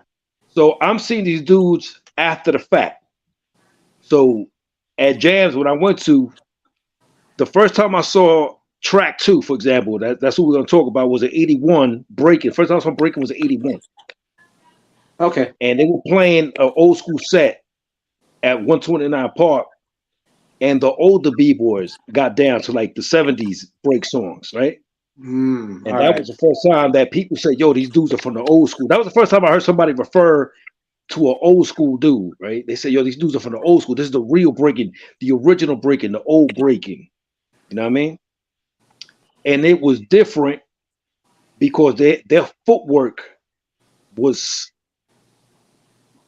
not better, but fancier. It looked prettier. Okay. You know what I'm saying? It was more, there was a lot of emphasis on the footwork. You know what I'm saying? Like B-boy from my generation, which would be, Pluto, what would be my generation? 81, 82. What was that, 2.5? Yeah. So we were more already busting out the windmills and the backspins and the new wave of the power moves. You know what I mean? Okay. What would become power moves? Flares. So Randy, would it be quick? Would it be good to say that, you know, and this is my perspective, and that's why I'm going to ask you, see if you're in agreement, that, you know, those guys were a lot swifter and just had the ability, you know, they just looked a lot swifter. Yeah, their footwork was nicer. Yeah. I don't know what word to use. Yeah. Because I remember seeing guys from back then, and you know, and that's, you know, that's what I tried to emulate. You know, that swiftness. You know, they never stuttered. You know, they never got clipped up. You know, they were just, you know, they were very agile. They were quick. They were fast. They were powerful. Like and they were more in your face and a little more disrespectful. They were more middle fingers up. They were more dick grabbing. Yeah. There was a lot more like hard, straight up hard rock style. Yeah, there was a lot of like, you know, so you know, when I got to see Spy, you know what I'm saying? You know, I'm lucky enough that I was hanging out young. I got to see, you know, I got to see Abby, you know what I'm saying? Which is you know, a lot of people don't talk about Abby, but Abby was pretty good too. You know, a lot of people emphasize on Bath, but Abby was good too. So here's footage from the grill. So you're saying like all those guys, the older guys, were cleaner than. So this is around 82. You know what I'm saying? Yeah, if you watch that footage, right? I've seen this. If you watch what these dudes are doing, they're really. This is a show. Understand this. This is a show. This is a show they're putting on. People are paying to see the spins, and the backspins and the windmills, because those are the dynamic moves. Those are like the extreme moves. You know what I'm saying? You see action, he's doing more of the traditional footwork here, but he busts into the, you know, kind of a spin or whatever. He's trying to do the crowd pleasing stuff. Right. But the finesse, the finesse, these guys emphasize on the finesse of the footwork. You know what I'm saying? And that's what Shake talks about, you know, what B-boys need to do in Freshest Kids. Right. Who said that? Shake. Oh, yeah. That's my man. Yeah. That's crazy. So you're saying even like, so, and we're talking about, these are the guys that are from like the CC, Rockwell Association, Star Child of Rock. These guys had more fresher like style, even like, or footwork than even the guys in 81, 82, 83, the Incredibles, the New York City Breakers, et cetera, et cetera. Yeah, because again, in 81, 82, we're still kids. We're still learning. We're still mastering. You understand what I'm saying? Yeah. In 81, B-boys are between the ages of like 11 and 16. Right. So we're all kids. You know, B-boys back then were not old, like in the 90s.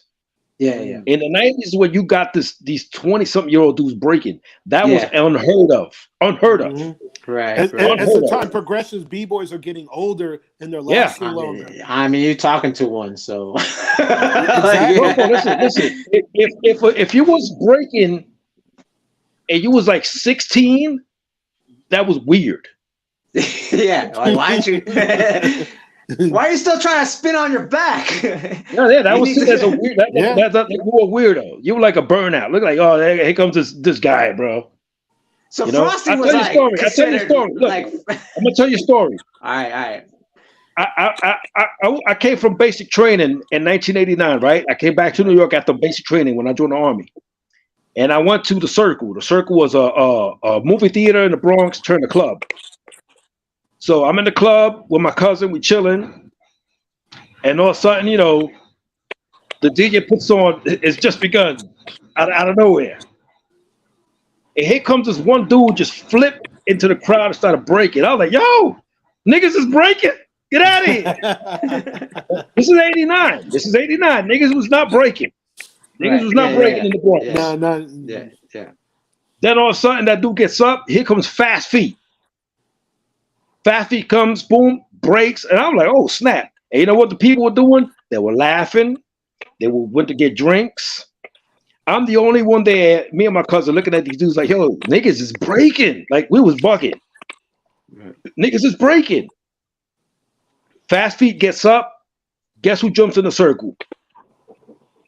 Crazy Legs. I was just about to say Crazy Legs. That was a good guess. And I was like, yo, Crazy Legs is breaking in 1989? You understand? The mentality in 89 was not, that was not the thing. You know what I'm saying? I was breaking, you know, at a house party against one of my boys, you know, and we were serious, you know, we were vibing, but everybody else, not gonna lie, they clowned us. Yo, but check this out. I haven't seen Legs in like 5 years. And I said, yo, Legs, what's up, man? You breaking it. Here comes Fast Feet. I don't know if you know Fast Feet. Fast Feet's wild, bro. Yeah. Fast Feet said, yo, we're breaking and we're going to bring it back. We're bringing breaking back. You know what I'm saying? Fast Feet told me just like that in a prophetic way. He said, we're bringing breaking back. If you know the story, that got Legs back. It was Fast Feet. Back in. Yep. Yes. Fast Feet that got Legs back into it. And it started the Rocksteady anniversaries. Yep. Yo, that's right. I got a question for all of you. Yes, sir. On the beat, you guys some hardcore b-boys, OGs, old heads. B-boying or breaking in the Olympics. I need to know where you guys stand on that. I'll be the last. You guys go ahead. Dr. Derek, go ahead.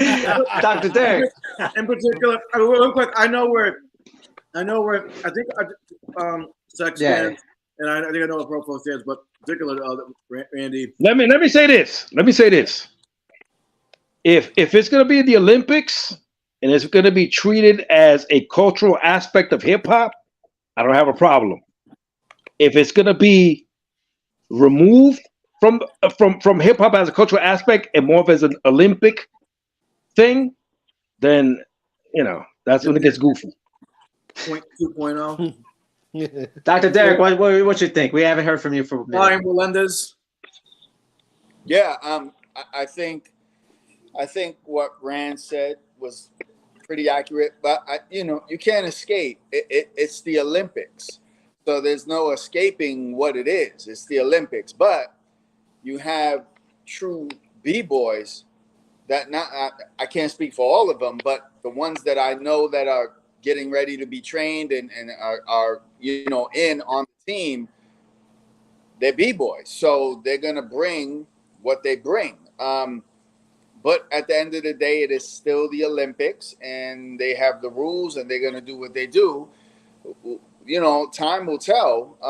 I can remember in the 80s when I was in New York and I was around New York City Breakers, and I can remember them signing in graph games for the Olympics back then. And I never thought it would ever really become anything. So it's a beautiful thing. I think it's good, but the dancers have to do what the dancers are going to do. So yeah, I think it's a good thing, man. I think it's a good thing. Sick. Let's hear from you. We got to also understand this, right? I mean, Dr. Dolan, you said, okay, they're the actual b-boys, and you can have a b-boy that knows the foundation, knows the history, knows the moves, is physically, mentally, historically ready, right? You can have those b-boys be part of the quote unquote competition, but more importantly, or just as importantly, is the judging panel, right? That's always a big thing in these b-boy competitions, right? Aside from biased b-boy competitions, which is an elephant in the room too, but the judges, do the judges know what really is going on? Are they going to judge based off of like, whoa, this dude did a continuous flare for X amount of seconds, but not knowing how he got to it? The footwork, the transitions. Do they even know that? Right? The judges have to be on the same level in terms of b-boy history. Well, the terms, judging, dances. the judges have to go through a process in order to be considered judging, and then also there's a criteria that judges the judging on the accuracy of their judging, and if they don't hit a certain criteria, they will have to be either re-educated or they will no longer be called in to be judges, because I'm a member on Breaking for Gold. Okay, so that's okay. yeah. All right, I was just gonna ask. Okay, cool. And yes, there's a criteria. This is a whole other story. But I'll just say that I'm like, when you enter a b-boy competition, what's the difference between a freestyle sessions and a breaking for in an Olympic situation? There are small intricate differences, but they're both competitions. They're not a cipher. So we have to look at it, from a perspective, you're being a competitor, regardless of whether you're in the Olympics or whether you're in freestyle sessions. And what a lot of people get misconstrued is this is going to happen regardless. So whether you support it or not, it's going to happen regardless. But it's not the all and end all. And people are looking at it as like, oh my God, breaking is going to fold. After all the shit that breaking historically went through, the ups and downs, you think the Olympics is going to shut it down? The Olympics, you train. The Olympics comes every 4 years, and maybe within 2 years before the date, you train for it. Probably a year before the date, if you get on the team and you're recognized. You know what I mean? So it's not something where b-boys are if breaking goes to the Olympics, okay, we're gonna wait every 4 years for the Olympics. Okay, now we can break on the 4th year or the 3rd year. People are misconstruing. It's one of the elements. It's just one of the situations in breaking that this is going to exhaust or whatever. It's definitely not going to be the whole thing, because I'm going to tell you this right now. After whoever wins the gold medal, the next time that dude goes to a jam, he's getting called out. Oh yeah, he's a big target on his back for Exactly. sure. It's a target on his back. This is the thing that people are not missing. So this dude, if he really wants to stay on point, he's like, you know what? Yeah, I have to do this competition thing, but I also have to be able to cipher and all this stuff because b-boys are like, you don't give a fuck about your title. Oh yeah. People don't give a fuck about your title. They're gonna call you out. All right, so this is my opinion. I want to save it for last because the whole thing is this. I went on, Save the Culture, Save the Hip Hop Culture and Tamal's show. And I said I talked about it. I was like, I'm not worried about the Olympics so much. I compared it to the vert. Like not everyone, Christian Hosoi was a guy that was in the vert in the 80s that had style. But Tony Hawk dominated because he was a trick guy. And even quote unquote, Tony Hawk said, I don't care about style, quote unquote. I want to do tricks. So I said, and I've been telling a lot of the younger B-boys and B-girls, hey, maybe you're not a vert guy and that's okay. The only problem is the only shine you get is the vert. Unlike skating, you could be a street skater and own a multi-million-dollar company because you're just fly just grinding off the sidewalk. That we don't have that in breaking. You have that in skating. You could be just fly. You could be Stevie Williams and just be fly. Which brings up my jam, Floor King's anniversary, May 20th, where this is what we're doing because there's been like a full force anniversary in Vegas. There's a Massive Monkeys anniversary in Seattle. In my crew anniversary, I just put on the flyer yesterday, Floor Gangs versus the World. Come to our jam, and if you want to call us out, we're going to make it happen. So that's going to be the highlight of the jam. Not if there's that competition, but we're trying to bring that digital element of like, you want to call us out? Bring the smoke. I actually tagged other crews. That's brilliant. And so I'm doing the digital thing that you did back in the day. We're just doing it digitally. But I hope that this trend follows because once Nike comes in, what's a crew going to be? It's going to be teams. It's going to be the Adidas team. It's going to be the Nike team. It's going to be the Fila team. Exactly. So, and I'm sure people aren't going to turn that down. Yeah, but I'm just saying. So what do crews have to do that won't ever get to the Olympics or go to that level? We got to create our own things where I even said, if you don't like our judging, you don't like our crew, you don't like my face, call me out. I said it on the flyer. And people like, yo, the numbers went up. We had more people like, we're going to the jam. It's like, damn, all right, okay. Because we're giving them opportunity that they never had before. You're going to get shined to smoke our crew and come to our jam and smoke us. Or you think you're going to smoke us, but it's fun. Mm-hmm. No one's really done this before. You know what it is? That's a balance of bringing back the essence of the dance, exactly. But so much fun behind it. Because you're going to be battling. You're going to be competitive, but you're going to be battling with like you're going to have fun with this shit. Yeah, and there's no judges. There's no judges. Yeah. It's going to be raw. There's going to be a time limit, and people are going to still want to fucking call us out, and that's just the truth of it. And then end up in the parking lot.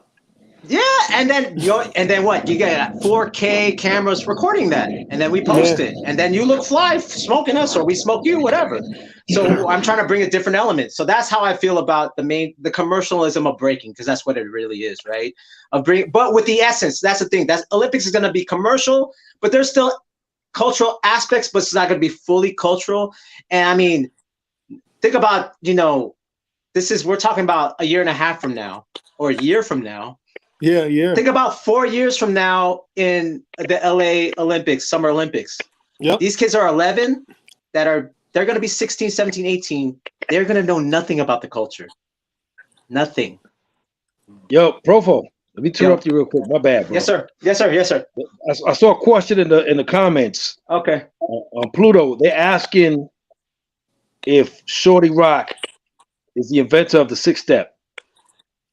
Mr. Long, I'm gonna shoot that one to you, Pluto. Yeah, got it right here. The inventor of the 6-step.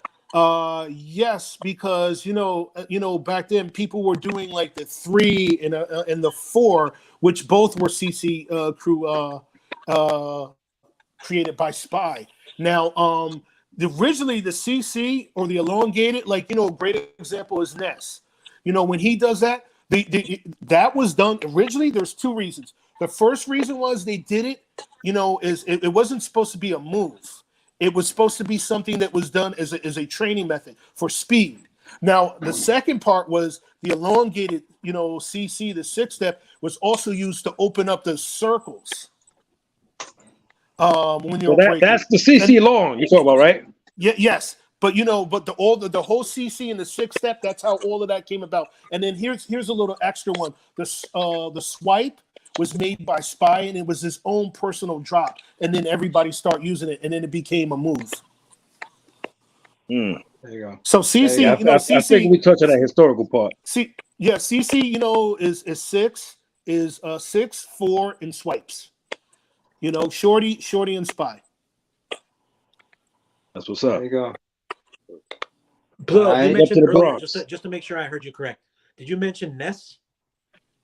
Ness, the way Ness does his footwork, he does elongated CCs, to give you an idea what it looks like. When he does the 6-step, but his body is like all the way out a lot or whatnot. That was a CC creation, which was originally was the work on speed and stamina. And then the second part was if a cipher or a circle, because back then they called it circle. If a circle was tight, you did that to open it up. Yep. Oh shit! Look at this nigga. That's it.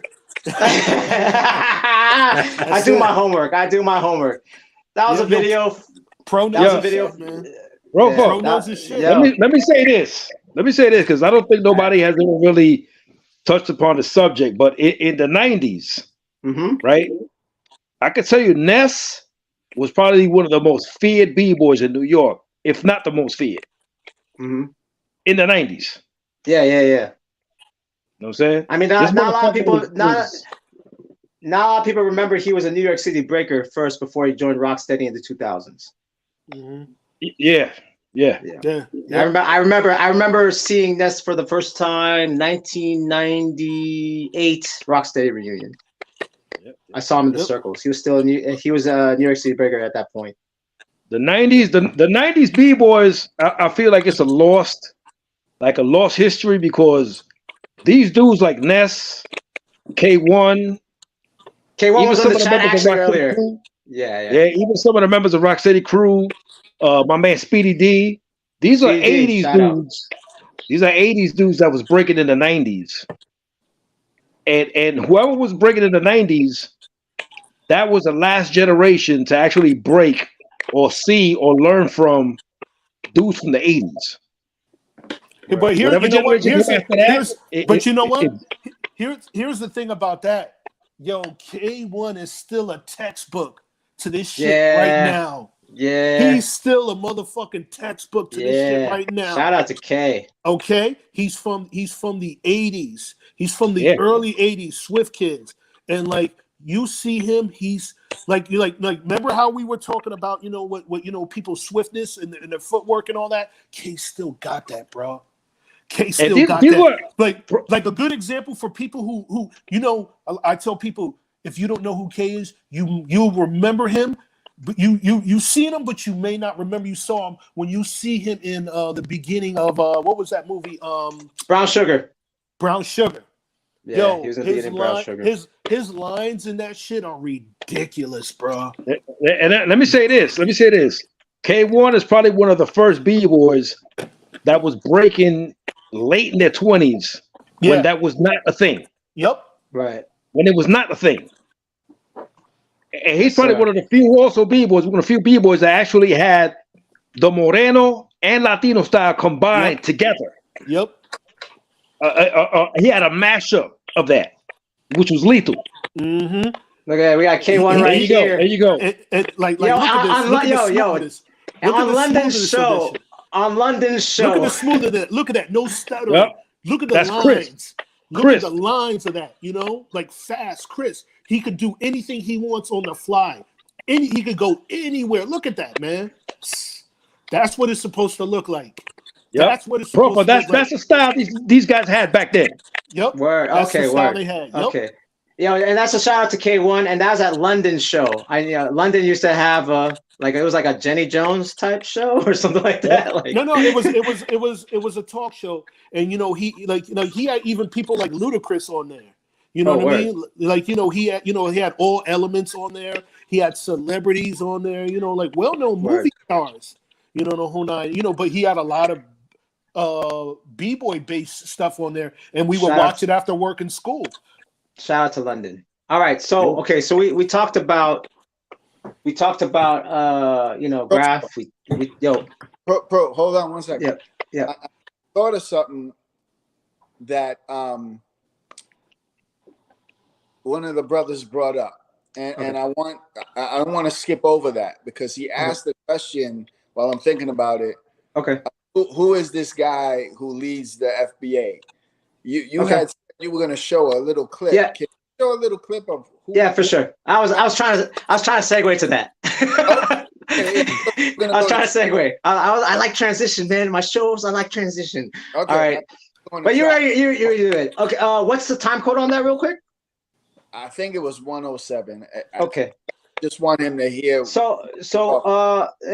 Again, we're talking about we're going back to we pulled out that clip of Chris Tucker, who's talking about we didn't have hip hop in the South. All those guys were stealing our girls because they had fly shoes on and they would break and this and that.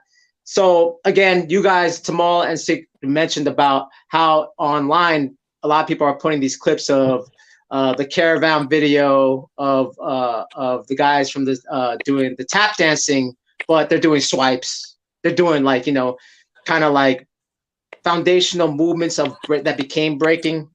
Yeah. And and that's the argument now, right? Is that it started in the South. So I'm gonna play a clip of Tariq Nasheed. I think he's talking about. I think if he gave me the good time code, I'm gonna bring that up right now. Of him talking about Dr. Derek, actually. And it came from Philly. And then he tried to do some I'm white and I say so. Yeah, he wants some of my followers. Yeah, I'm not going to waste my time. Yeah, this is clout at this point. He started talking about, well, yeah, man, there was other people doing graffiti back in the 1940s. There was a guy, Kilroy was here. Kilroy was doing graffiti. So he's talking about Dr. Derek at this point. Dude, no. That Kilroy was here. Dr. Cologne, again, this is why it's too easy to debunk you. Kilroy, that wasn't one white guy doing graffiti all over the place. The Kilroy was here. That was a meme during World War II.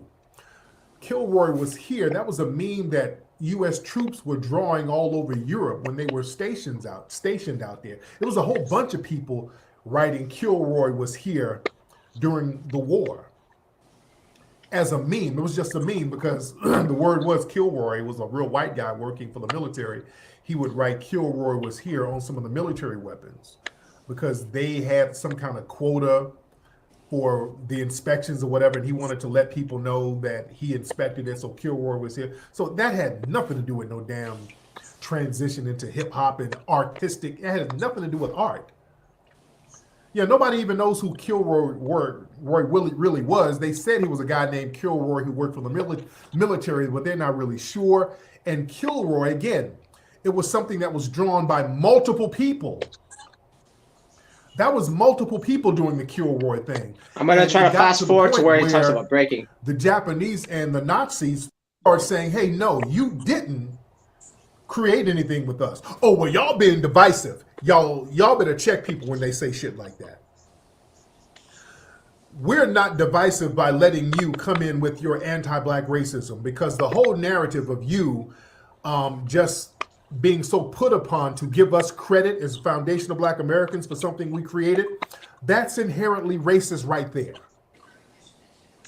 The fact that it just pains you to give us the credit that we deserve for creating a certain culture, that is anti-Black. Us being divisive, you're divisive by not giving us the credit we're supposed to get. We don't have to let you lie and give you credit for something you didn't do just because your anti-Black racism stops you from giving us props. You dig? If we don't let people lie about our culture, and you may have had a Caribbean cat doing some shit like that, And then he said, what Caribbeans in the black spades? Yeah, there were Caribbeans in the black spades. Now, let's be clear. You had some Caribbeans in there. The most notable one was Africa Bambaataa. Shit. Africa Bambaataa was a black spade, and he's Caribbean.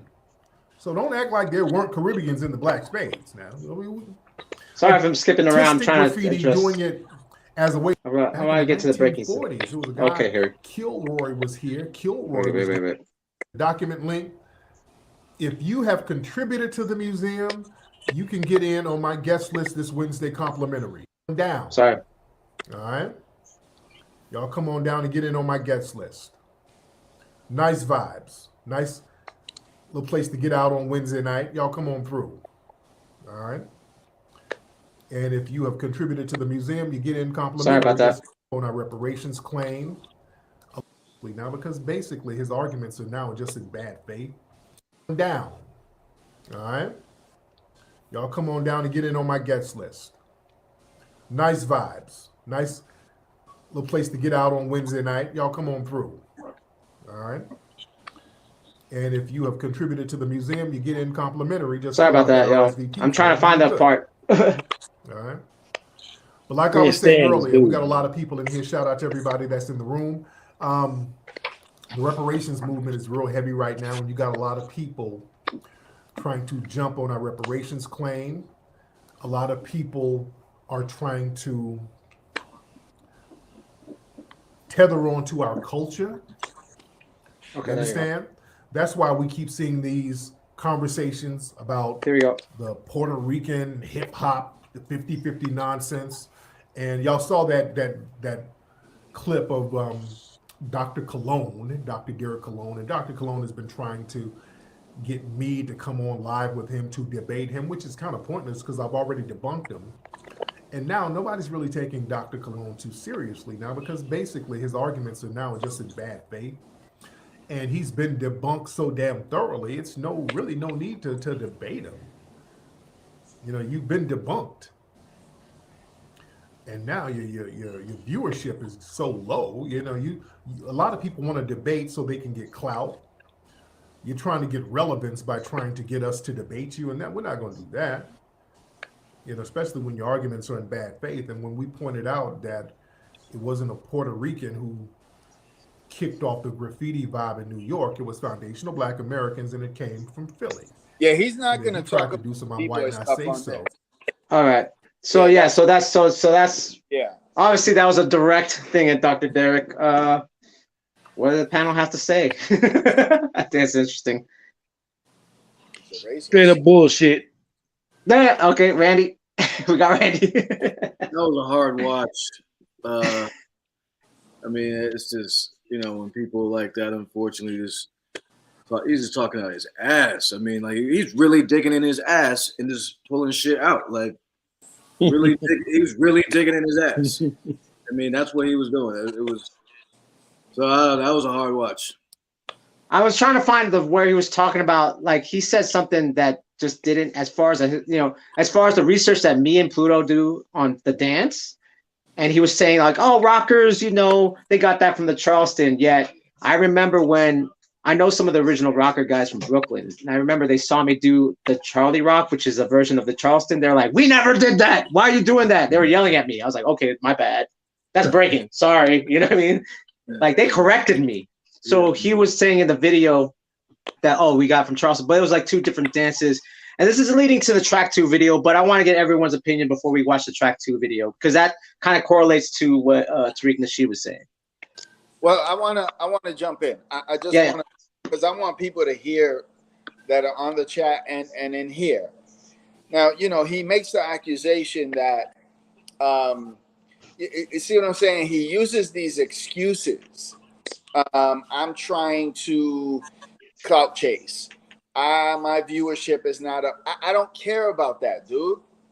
The point is, debate somebody that knows the culture. Stop running from it.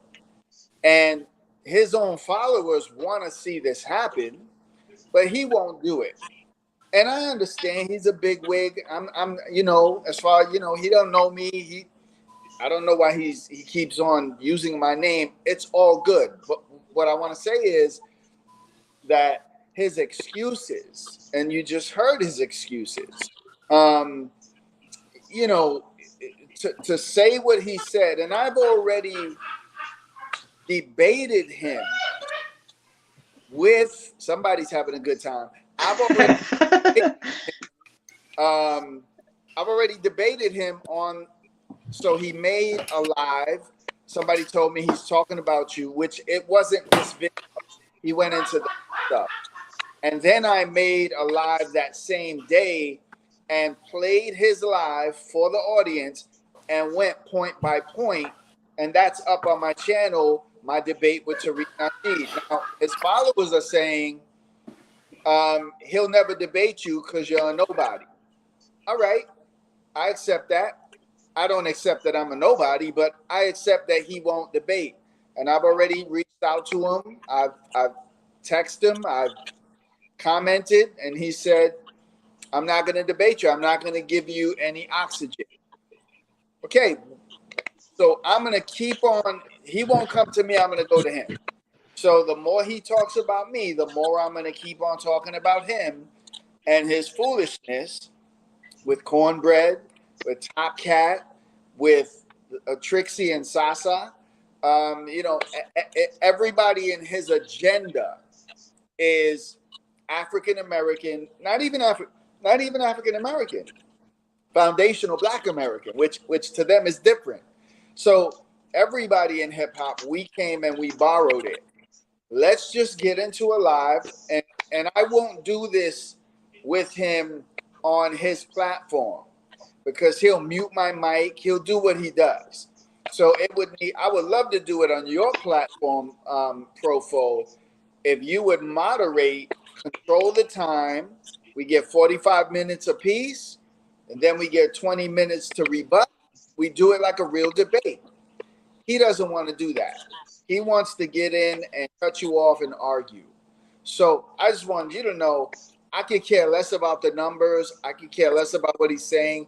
He's using straw man arguments because he doesn't want to deal with, you know, just the history. He doesn't know the history. When he talks about the swastika and the gangs and you know, I mean, ridiculous. Give me a break. So yeah. So I just want to give a shout out to Tamal, Carry the Culture. He had to go. Shout out to Tamal for being on. It was dope to have him. He had a lot to say. So sorry to cut you off, Dr. Cologne. So go ahead. No, you're good. You're good. That's all I wanted to say. I just wanted to clarify just some of the idiotic statements that he made. You know, very belittling. And I think people want to see a debate, whether it's me and him, whether it's Pluto and Michael Wayne, whoever it is. People want to see this because you got to put your thing is off, your mic is off. Oh, sorry. Go ahead. Michael Wayne doesn't want that smoke. I spoke to him over the phone. He dodges me. He doesn't want that smoke. Yeah. And in all honesty, ain't nobody on the planet got the balls to go up against me. Yeah. So he been dodging me for a minute.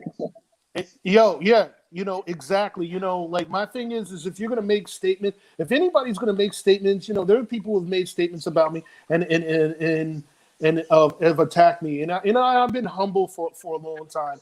But you know, now I'm you know, like I'm just going to say, you know what? If you got the balls to debate me, I say my shit is the most accurate. I'm not afraid of nobody, and you know, put your title up. That's my thing. If you're gonna say things about me or whatever, whatnot, prove them in a debate. And nobody wants to do the debate, and they want to run their mouths because you got these dudes that you know are like 50th anniversary historians that just showed up in the past few months. My thing is if you have been doing this shit for the past 6 years, yo, you won't stand a hell of a chance against me. Mm-hmm. You gotta be at least 8. You gotta be at least 8 years, and I've got the receipts. I can back up everything that I say. The shit I talk, I can back it up. Right. All right. So okay. So now we talked about Tariq. We talked about. Well, I don't know. Yeah. Oh, damn. Randy. Guaranteed. Sick. What you think about like some of the stuff like coming into like, like kind of like what's going on? What's your opinion being from like he's in the West Coast, Tariq's in the West Coast, but he's, from the South to LA. You're hearing all this in the hip hop dark web, like kind of like now we're getting like the super political YouTubers perspectives. What are you thinking about all the information you've heard so far on the show? In terms of what we talked about, or just on the Just everything, just let's start with the clip. What are you thinking? Because like again, we're digging, like you're hearing names like we talked about the CC Long. Not everyone's talking about the CC Long style. You know what I mean? So yeah, just your opinions so far. Well, I'll go backwards. I mean, just with this clip that we're talking about, and I did the knowledge too. I mean, I was doing some research and stuff like that. I mean, cats like this character, and I don't know him from just anybody else, but I know that mentality. I know that approach. And no disrespect to anybody that might be friends with this particular person I'm going to mention, but that's the Talib Kweli approach.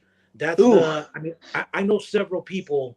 I hate to put race in it, but I know several people. I've done a lot of historical Mexican, Aztec, Mayan. I'm in that realm, but I know people that will come up and say, "Well, okay, you want to learn this, but what about the white man? The white man." It's like, yo, we're not going that route. So the mentality of if you don't see it my way, you're racist. You're this. The manipulative approach. That's what I get from that clip. Again, I'm not talking about him going at Dr. Cologne saying this, that. I'm not saying that. All I'm saying is what I saw from that clip gives me a bad taste in my mouth. That's that. I mean, if you're gonna question, or if you're gonna debate, or if you're gonna say, I think this, someone else thinks that, all right, let's talk. I mentioned it earlier before we came on. I'm so tired, and I miss those days where we could sit, talk, have a debate. Even at the end of the day, we go our separate ways and we, agree to disagree. Cool. So long as we do this and it's hip hop, it is what it is.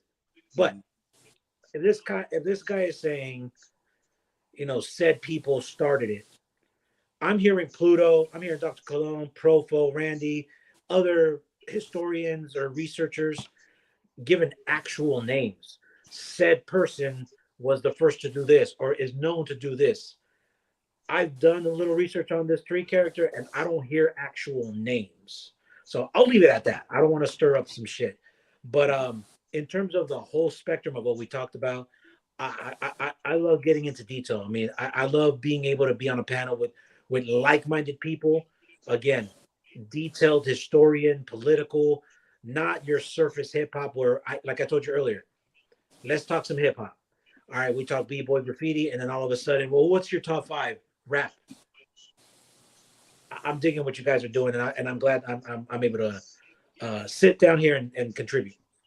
Hell yeah, yeah, man. I mean, that's the whole point of that's why it's the hip hop dark web, because not a lot of people dig in the weeds. And if you watch Dr. Cologne's like documentary like that, like he's been able to like curate these things that are every section of hip hop has talked about in its like purity in their element.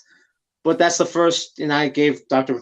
Cologne props, and that's why probably Tariq Nasheed won't be on my podcast, because I'm giving him props right now, and I will be a good moderator because I'm already giving him props. Yeah, he's probably going to say you're biased. Yeah, exactly. So whatever, but I gotta, then I think that's what this show's about right now. Is like, yo, we're trying to be objective as we can, even though we have our own personal biases.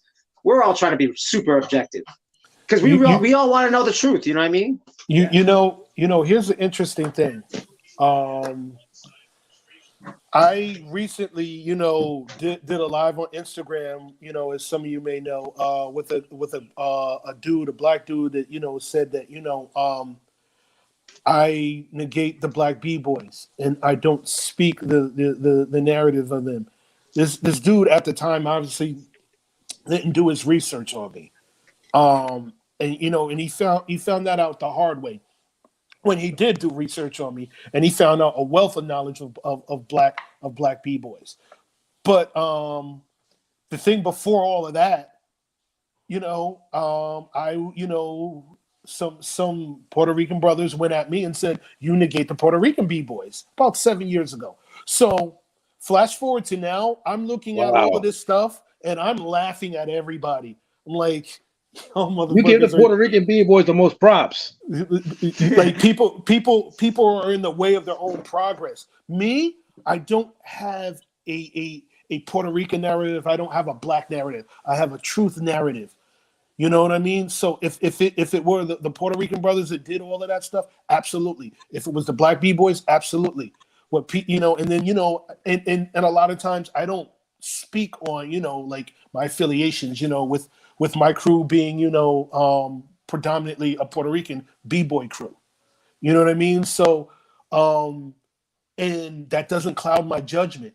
None of this stuff clouds my judgment. Look at if people look at my history from when I was in this culture, and even when I've judged battles and all that stuff, my alliances do not focus. I tell people I don't give a fuck who you are. In fact, like when I presented the history, the last people that I put in my research was my own crew. Right. I just started putting the information of my own crew in the past 3 or 4 years. The first 6 to 7 and a half years, I sprinkled, crew members, but pretty much I had a wealth of that. And that was the last thing I did because I didn't want anybody to say, oh, you know what, he's just biased. Yeah. You know what I mean? So, and you can look at the dates. Everything that I post and everything is dated. So all my dates and all that stuff, and in the order that they are in posting and all that stuff, people will see that. But I don't get caught up in that. When people want me, if people say, well, you know what, we want to speak, the narrative of this group of people, it's like, okay, here's what they did and here's what they contribute according to my research. And then here's what the opposite did according to my research and the whole nine. So, when people, I think, and this is a great segue. I think, what when it comes to like, what Track was talking about in the whole nine or whatnot, it was something that, he addressed based off of, a lot of stuff. Yeah, that's the old page I have. Is based off of, some of the old stuff, that, some things that, weren't properly put into context. Yeah, just this is Quick Vic, that's my dude. But this is what happens when you have people who don't do research and just assume, or they're doing old like 80s research and they don't realize that we've been doing new research for the past 11 years, and all a lot of the stuff that people are saying is all old. We got a more accurate narrative right here. So this is just Pluto's Facebook page called the 70s Rockin' Beat Boy History Info page. And look, this is rare stuff that right now, like, there's no, look at that. Wow. You know who that is? That's the same girl. Those two pictures are the same girl. That's Jimmy Lee from TBB, the Burnside chapter, who created Rocksteady. Not Rocksteady Crew, but Rocksteady. That's Shorty Rock. That's Shorty Rock in junior high school from CC Crew. The guy who we were just talking about. They don't never talk about that. Spy and Shorty Rock. That's CC Crew. That's them when they were older, and that's them in junior high school. You know what I mean? Do they have receipts like that? Do they, they don't talk about that. They don't talk about none of this stuff. They don't bring up names. They don't bring up moves. They don't have any receipts. And that's why they don't want to do it. They're not going to ruin their reputations, because if they do, they will ruin their reputation. Walking through my block of information. Pluto. Yes, sir. What's Rocksteady Crew and Rocksteady? What's the difference there? Well, for people, to not get confused, you have Rocksteady. In the page I say Rocksteady 79. Because Rocksteady is TBB. When Batch broke up, TBB on June 15th, 1979, JoJo and Jimmy Lee, after the meeting in St. James Park, can they get that specific? They started up a crew. For real, let's keep it real. For they started up the Rocksteady. It was called Rocksteady, and at the bottom of their T-shirts, the two pictures, it says Rocksteady TBB. So when I say Rocksteady Crew, I mean Rocksteady Crew 1980, the Manhattan Crazy Legs, and all of those dudes, the ones that the world knows. But I'm talking about Rocksteady or Rocksteady TBB. If I say Rocksteady Crew, I'm talking about, the ones that everybody knows. But if I say just Rocksteady, I'm talking about the Burnside chapter that birthed that. All right. Damn, there you go. Shit. This is what I'm talking about. Hip hop dark web. We are 2 hours in. How's everyone feeling? Good. Yeah. I just a heads up, guys. I actually had to bounce out. All right. If that's cool with you guys. Yeah, man. Absolutely. Do what you got to do. Absolutely, man. It was a pleasure. Hey, man. Seriously, we gotta do this again. This has been very humbling. Hopefully, we can do it again. It is an honor to be amongst you guys, because I do see you guys as, I don't want to, not in a bad way, but my elders, and respect to the culture, respect to the original elements. And again, man, it's dope what you're doing with the hip hop dark web, and I want to see. Definitely will be included next time it comes up. I'll be watching, and if you guys need anything, tag me. I'll help promote anything. There you go. Give it out. Follow him on Instagram. That. Absolutely. Sig3, save the hip hop culture on Instagram. He has a really dope page. How many followers you got again? You got like I don't the followers something not, over I don't something in that, brother. It's just, I throw the content out. It's a daily life thing, and I don't check the followers, brother. Okay, I will. I'll check the followers. Yeah, but you know what? I make an effort not to look at that kind of stuff because we're so easy to influence, and it's just I go in, post my shit, do the research, and just keep it moving. But yes, before you go, I did watch the show you guys did with Profo. That was dope. I had to say that.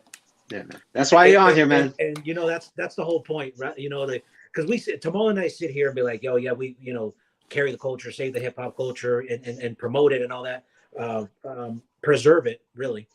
And I'm like, and Tamal actually came to me and like, yo, we talk about it, we post about it. Why not we just get these people on here and tell the story? So, I mean, any of you guys, if you guys ever want to get on, I'll reach out to you. But I would pick your brain. I'd love to pick you guys' brain on X amount of topics, elements, politics, whatever it is. So if you're up for it, we'll hit you up. Absolutely. There you go. Thank you for stopping by. Man, all right. I appreciate you guys. You guys have a good night. Yes, sir. Good night. All right. So we're down to the core. We're down to the core. Again, yo, check this out. Check this out, man. This is what hip hop is about. We got Puerto Ricans, we got Asians, Black, Hispanic. This is hip hop, bro. Yeah, this is hip-hop. I mean, the thing is, we had both coasts. We have a Mexican guy from LA, Filipino from the Bay, Jersey. We got 2 Bronx natives. You know what I'm saying? You know what? We have the north and south of both coasts. Yeah. I mean, if anything, I would like to get a guy from Atlanta. If I could find someone there. Nah, we're talking no. No, man, I got someone from Atlanta that's legit, bro. He's legit. Like, I was playing. Yeah, but this is what I'm saying, because, like, again, we're coming in from different. What I like about this show, again, is we're coming from different perspectives and different parts of the timeline. Do you know what I mean? So it's kind of like we get this full narrative, we're all learning from each other. You're right about this. This is pretty much the most comprehensive, full spectrum of the culture. Yeah, from based off of our like when we were all introduced to it. Dr. Cologne and Randy being from the Bronx, and then us being from outside. Me not being too far from the city. Yeah, you're not too far. Yeah, and then you being from the West. Which is so dope. We I would have to say that like even in the 90s, I paid attention to a lot of the West Coast stuff that went on. You know what I mean? So that perspective is I like to see. It's dope. Yeah, I mean, again, because I think what we're doing is through even these debates with other channels or other groups of people, it's clashing to kind of bring out this, like Cole, right? Like a diamond comes out, because because everyone's trying to top each other with information. Yeah. The gold is the information that's presented in the debate, right? Like with Dr. Derek having a batch on and talking about even TT Rock, and just seeing like, there might be a gig in the ATL that I might be doing. I don't know when, it's a possibility. And if I get in contact with Beaver out there, yeah, Batch, big up to Batch, man. So, I mean, there's a lot, and again, there's not a lot, and Pluto could vouch for this. There's not a lot of people that are even in the b-boy scene that care this much. See what I mean? Like, but this is the thing we're talking about, and let alone, like I said, everyone's talking about like just different elements and like going in, and to me, that's valuable, and that we're documenting these conversations on top of that. Exactly, and we're leaving a trail for those who are inquisitive and want to like look back and go back and find stuff. They're like, we found this, this dark web stuff, or we found Dr. Cologne, or we found Randy's writings. Yep. Like, there were dudes back then who were, like informing, what it was like back then and whatnot. Because I'm gonna tell you this right now, the Hip Hop Museum ain't gonna do this shit because they ain't got people who got this knowledge. Yeah, and you know what? You never know. Maybe they will reference this stuff because we're the only ones talking about. Of course, they're gonna have to. They're gonna have to recognize what we do. Yo, Pluto. Yeah. Offline, I'm gonna tell you something about what you just said. I'm not gonna go into details here, but offline, I'm gonna tell you. You won't be surprised. It's a positive thing, actually. Okay. But, yeah, that's a good thing. I like positivity. I mean, it's funny how like we like Tamal and Sik were not involved, but then when we brought up the 1940s, like South, they already had opinion, like we don't like that shit. That's not So we brought up people who are unbiased to the perspectives that we're presenting. Yep. So, just like, and I'm going to address like, the last Hip Hop Dark Web, the guy you got into debate with, because he was in the comments for the last, he wasn't on the, he was on the chat, but he was on the comments. Yeah. And, he's just walking into it. And, when Adisa talked about, like, he didn't know the stuff that Dr. Derek was like, the people that really, Dr. Derek's fans, right? He didn't know anything about that. He just brought it up. And the guy got mad because I was laughing. He was like, oh, he's snickering about it. It's not because it's FBA. It's because, we didn't say anything about, who visits Dr. Derek's channel and tries to debate him. This is just Adisa being Adisa going, I think it might be this. And that's what I was laughing at. I was laughing at FBA. But you like, know what?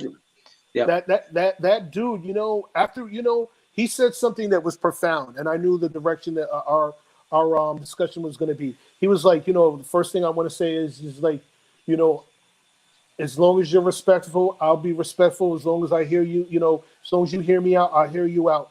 And that really set the tone for, getting everything through, because it wasn't about me, like negating him and making him look bad. It was about me proving to him what he said it wasn't accurate. If you just did a little research on what I've done, you will find that what I said is truthful, and what you said is not necessarily accurate because you did not really look at what I did. And we became cool.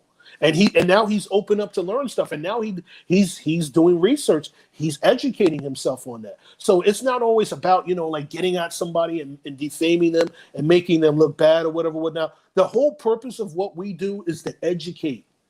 You know what I mean? It's not about going after people. But I'm not a turn the other cheek dude. You get at me, I will get back at you. Right. But also the same token, I will respectfully have a conversation, and we won't always agree. Nobody agrees with everything that anybody says, and people have to understand that. If you understand that, then you continue, and if you continue, you can have an intellectual conversation and a debate, and we can learn something from each other. Right. Well said. I agree. I don't know, guys. I'm feeling kind of like this. It might be a good time to kind of wrap up. Is there anything you guys want to talk about before we do? Because I think we I thought pretty you much was gonna covered. address the track 2 joint. Yeah. Are you guys still down to do that? Yeah. It's I up to mean, y'all. I'm All right. you know, if you guys got the energy, I'm down. You All right, know, let's watch a little bit because we don't want to play the whole thing, obviously, right? So, and again, like you said, you know, I might not agree we might not all agree on everything, right? But let's let's watch it. Shout out to track 2. One of the original guys. All right, there we go. They call the freshest kids. And this happened in the 80s. A guy named Israel came out, interviewed me, and there was something that I said on that video. In that video, I said that it was no longer an Afro-American dance form.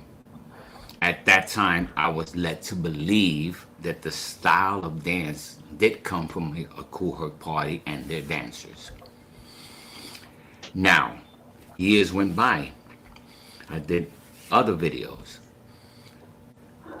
There was a hip-hop conference held in August of 1999 at the Rock and Roll Hall of Fame. And that Rock and Roll Hall of Fame had the aspects of all what we call hip-hop artists with a name as far as somebody who was influencing the evolution of it. Fable was a moderator to the Rocker B-Boys panel discussion. I have pictures of that. And what happened was we had the twins, the nigga twins there. You had myself, you had Ken Swift, you had my man Zulu Grems, you had the nigga twins there, you had the DJs there, you had Case One, a phenomenal graffiti writer who I consider the first wild style artist. During that interview, it was supposed to be an evolutionary timeline from the twins to where my generation came in and to where Kenny's generation starts to evolve, to show an evolution from a Kool Herc party dance style to a rock and a b-boy dance style to what you see today. Now, once again, I was led to believe in the video when I stated that it was no longer an Afro-American thing. A lot of nationalities got involved in it. Once again, it's what I was led to believe. August of 1999 at the Rock and Roll Hall of Fame was a hip-hop conference to archive an evolution of what we call hip-hop. You had the West Coast guys, you had the East Coast guys. You had guys that were there, they were the club owners, like Sal was there. You had the West Coast guys, and you had me, Ken Swift, you had Zulu Grems there, you had the nigga twins there. Now we represented the rock of the B-boys aspect of it. So when Fable opened up that conversation, well, if the nigga twins were the first B-boys, he opened it up by asking the twins a specific question.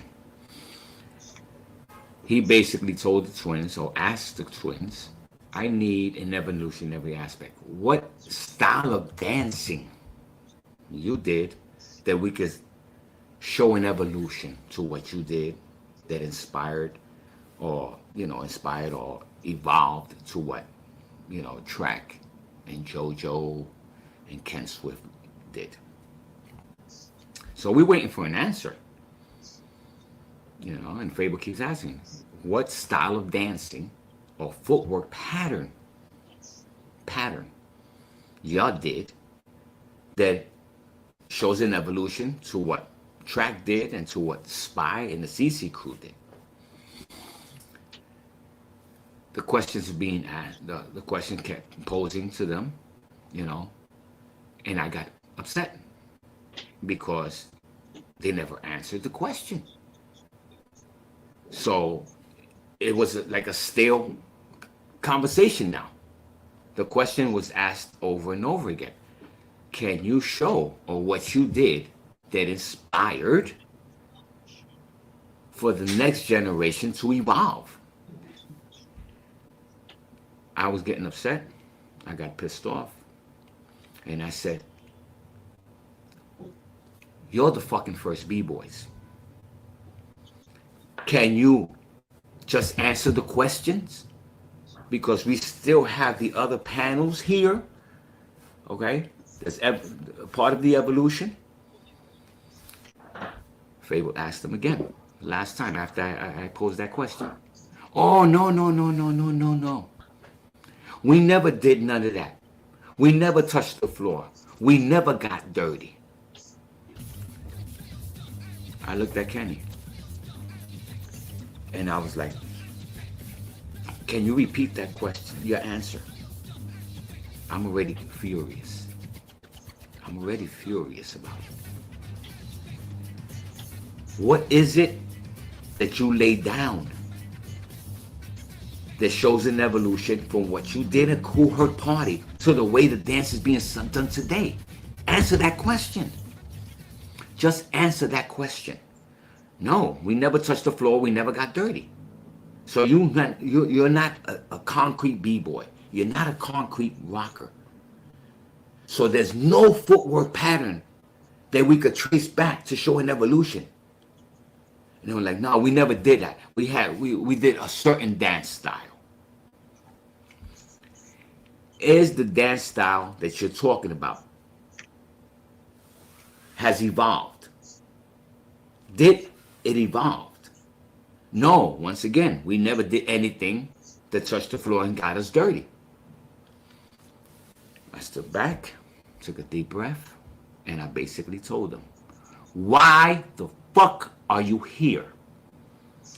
Why the fuck are you at the head of the table? Because I know for a fact, the Zulu Grems, the Ken Sweats, they know where they come from, because they come from us.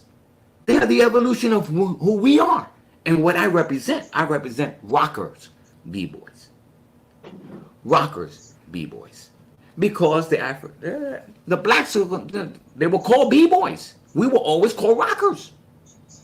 Rockers pre-exist B-boy by years. If y'all say yo was a B-boy in 73, rock has been hitting the floor from the late 60s. Guys like Rubberman, Salsa, Mexico, laid foundation to rockers. All right, let's stop right there. Okay. So what's everyone's opinion on that right so far? I can't speak that. I wasn't there for that one. I can't really speak on that. Yeah, that's why, I mean, Pluto?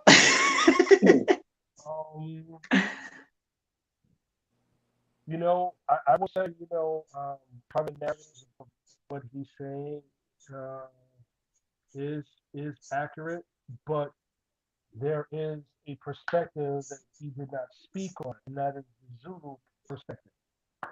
This is the part he does touch upon it a little bit later on, but like, go ahead before I get there. For all the people who've already seen the footage and the whole night, he really didn't go into that in detail because there's a whole narrative of the Zulu where there are a lot. You know, it's the Zulu narrative is a little more elaborate. You know what I'm saying? You know, like Ness's talk about, you know, in his videos, like learning the truck driver and all this stuff that he learned from Pow Wow and all this stuff. And then, you know, Pow Wow and Marcus was Keith, little boy Keith's mentor. You know, and you know, again, you know, their style was more sporadic. But then when you see Frosty's narrative is a Zulu narrative. You know, it's part Zulu and part Rock City crew. So they you know, they did have a language. It never was fully documented and presented.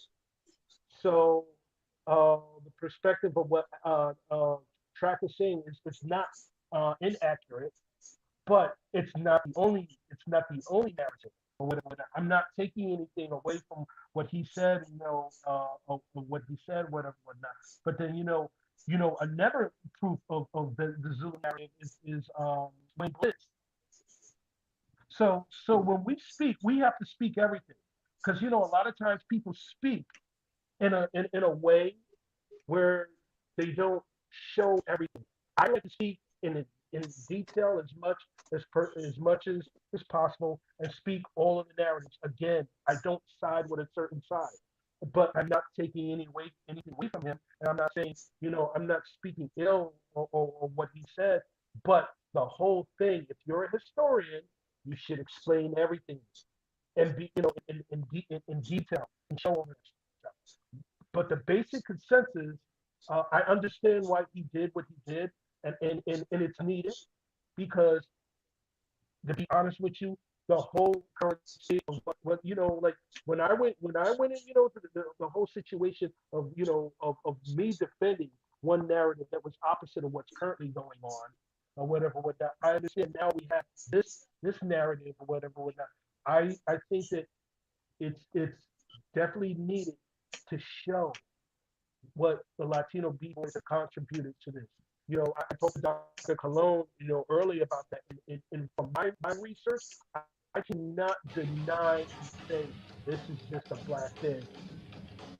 Yeah, so here's a clip from the Roxy, so you could tell the difference between when Wayne Blizz go out and when Rocksteady goes out. I believe it was Doze, Buck 4, and Legs. And so here's Wayne, so you could tell. This is Blizz. You could see the Zulu influence or whatever, whatnot, the sporadicness. But then he's nice too. He adds on to things. But again, this is both of us. This is Latinos and blacks, bro. I don't care what anybody says. I'll put that up against anybody based off of my research. I'm not talking about something that I can't prove, and I just proved, and this video just proved. I'm not talking about a whole lot of stuff, that has no receipts. Yeah, something's going on with the hold on 1 second. Something's going on with the wait, whose mic is that? Something that just happened. Go ahead. But anybody who wants to make a video clip of this and remix it in the whole nine, if you don't do that, step up and call me out and debate me. Before you start remixing my words and whatever, debate me. And I guarantee you, it'll be a bloodbath. I will guarantee a bloodbath, because it was both cultures. It wasn't just blacks. It wasn't just both cultures. But one thing you have to understand is some of the narratives of, that we talk about hurt narratives. Those guys, they had a short window. And then what stepped up was a lot of the Latin brothers. At the same time, you had, some of, There's something happened to Pluto. I don't know what happened to him, but yeah. So here's a clip of the Roxy. I believe that's Doze. I think that's Doze. Dang. All right. There you go. Hello? But yeah, you could tell the difference between when Wayne gets down and when Rocksteady gets down. Wayne is doing more traditional stuff. Yeah. So the thing is like, historically, I would say historically there's more information on the Latin side, because the Latin brothers, stepped up more and presented more information. That's not to say they're over, but that's not to say they're under. But at the same time, it's what we have to recognize: they stepped out and presented more history. This is somebody who's not from the city. This is somebody who doesn't have an alliance to any side or whatever. This is an unbiased opinion, unbiased research. Look at the research that I put out. Look at how many people there. It's an equal amount. There's not one on one side and one on the other side, whatnot. You know what I mean? So, like, this is how based off the way people speak, I can tell how well they're educated on this. I can tell within the first 3 minutes somebody talks, oh yeah, You've been doing this for a week. You've been doing this for a month. You've been doing this for 5 years. You've been doing it for less time. So a lot of you guys who really don't know this, you need to cut it out. And if you're going to continue, show your own personal research to prove your point. If you can't do that shit, I don't even respect you. Right. Dr. Derek, what are you thinking? He's up past his bedtime. Yeah, no, you know, I agree with what Track said. You know, when we talk about the rock dance, that comes out of the Latino community. For me, it's the rock dance. To me, it skips over Trixie, Sasa, those guys, and it goes to the B-boys of 74, 75. That's me. Why do I say that? Because when I look at what the rockers were doing, the rock dance, and then I look at what the only example that we have on video is Doug. That's all we have. And when I saw what Doug was doing, if that's what Trixie and Sasa were doing, and I asked Doug, I spoke to Doug last week, and I asked him, what exactly did Trixie do? Did Trixie go to the floor? He said, no. Trixie would just jump over people. That's why they called him Trixie. He would just do these. I said, did anybody go to the floor? Did the twins go to the floor? No, they didn't. We did comical things. We didn't go, but Hurt called us B-boys first. So I said, so that's why you consider yourselves B-boys or breakers? Because he called you B-boys first? He said, no. I said, but he didn't call you B-boys first. He called Sasa A1 B-boy first. Was Sasa doing anything? He said Sasa was probably the one that would be closest to what DXT was doing, but it wasn't Trixie. And then I saw what Doug was doing, and then in the documentary, I put the clip with Charlie Rock, what Doug was doing, and Charlie said, that's not b-boying as we knew it. We don't see b-boying as we know it until 75.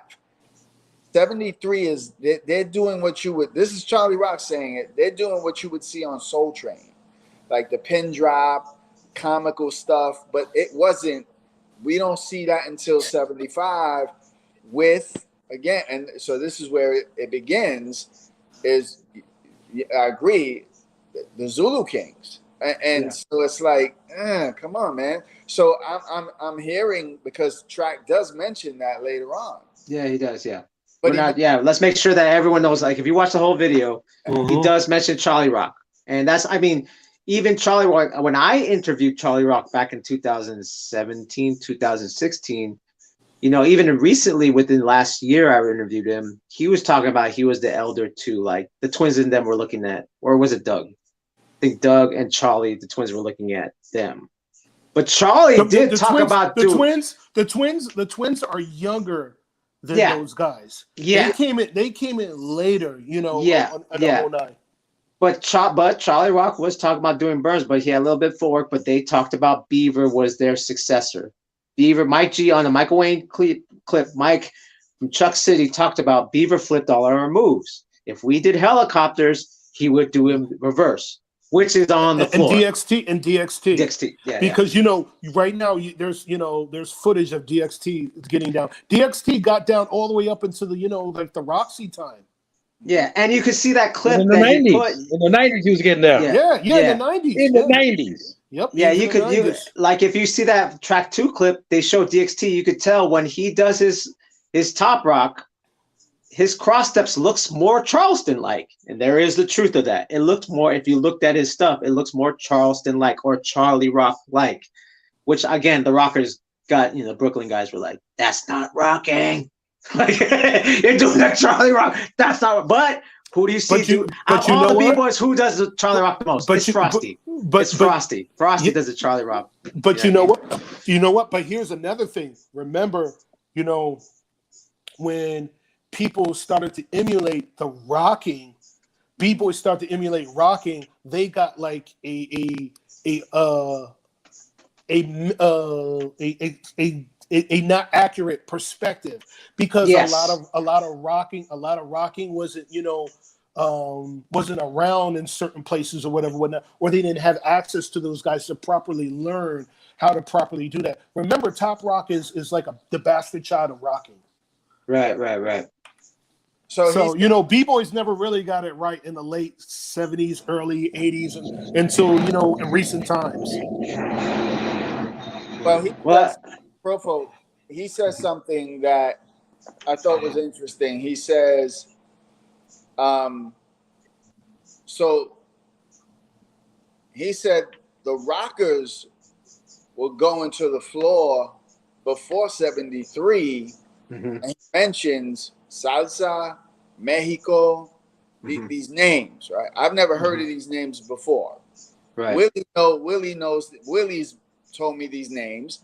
I'm sure Willie does. So what I'm saying is, I don't think it's going to the floor in the same way that we see the 74, 75 b-boys going to the floor with the Zulu Kings. No. It's the same thing. It's you know what? It's like drops. Like when you see guys like when you see like Willie and he does drops, or when you see like Soul Train when people do drops. Yes, they were for lack of better terms, they were tapping the floor. They do a James Brown split, or they do something like a rollover and all that, and they get back up, which a lot of the b-boys, from Kool Herc would do.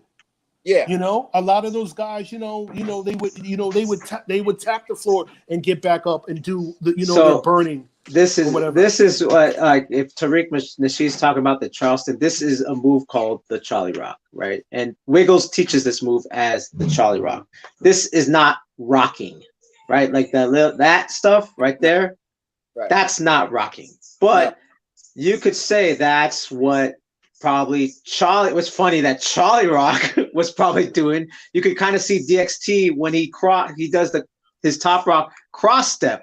It has that same kind of feel. Yeah. Show us a clip. Show us a clip of the Charleston. Okay. Let's see what that looks like. The original Charleston? Like we're talking swing dance Charleston? Okay. Yeah, let's see what that looks like. That's interesting. Yeah. You've seen it before, right?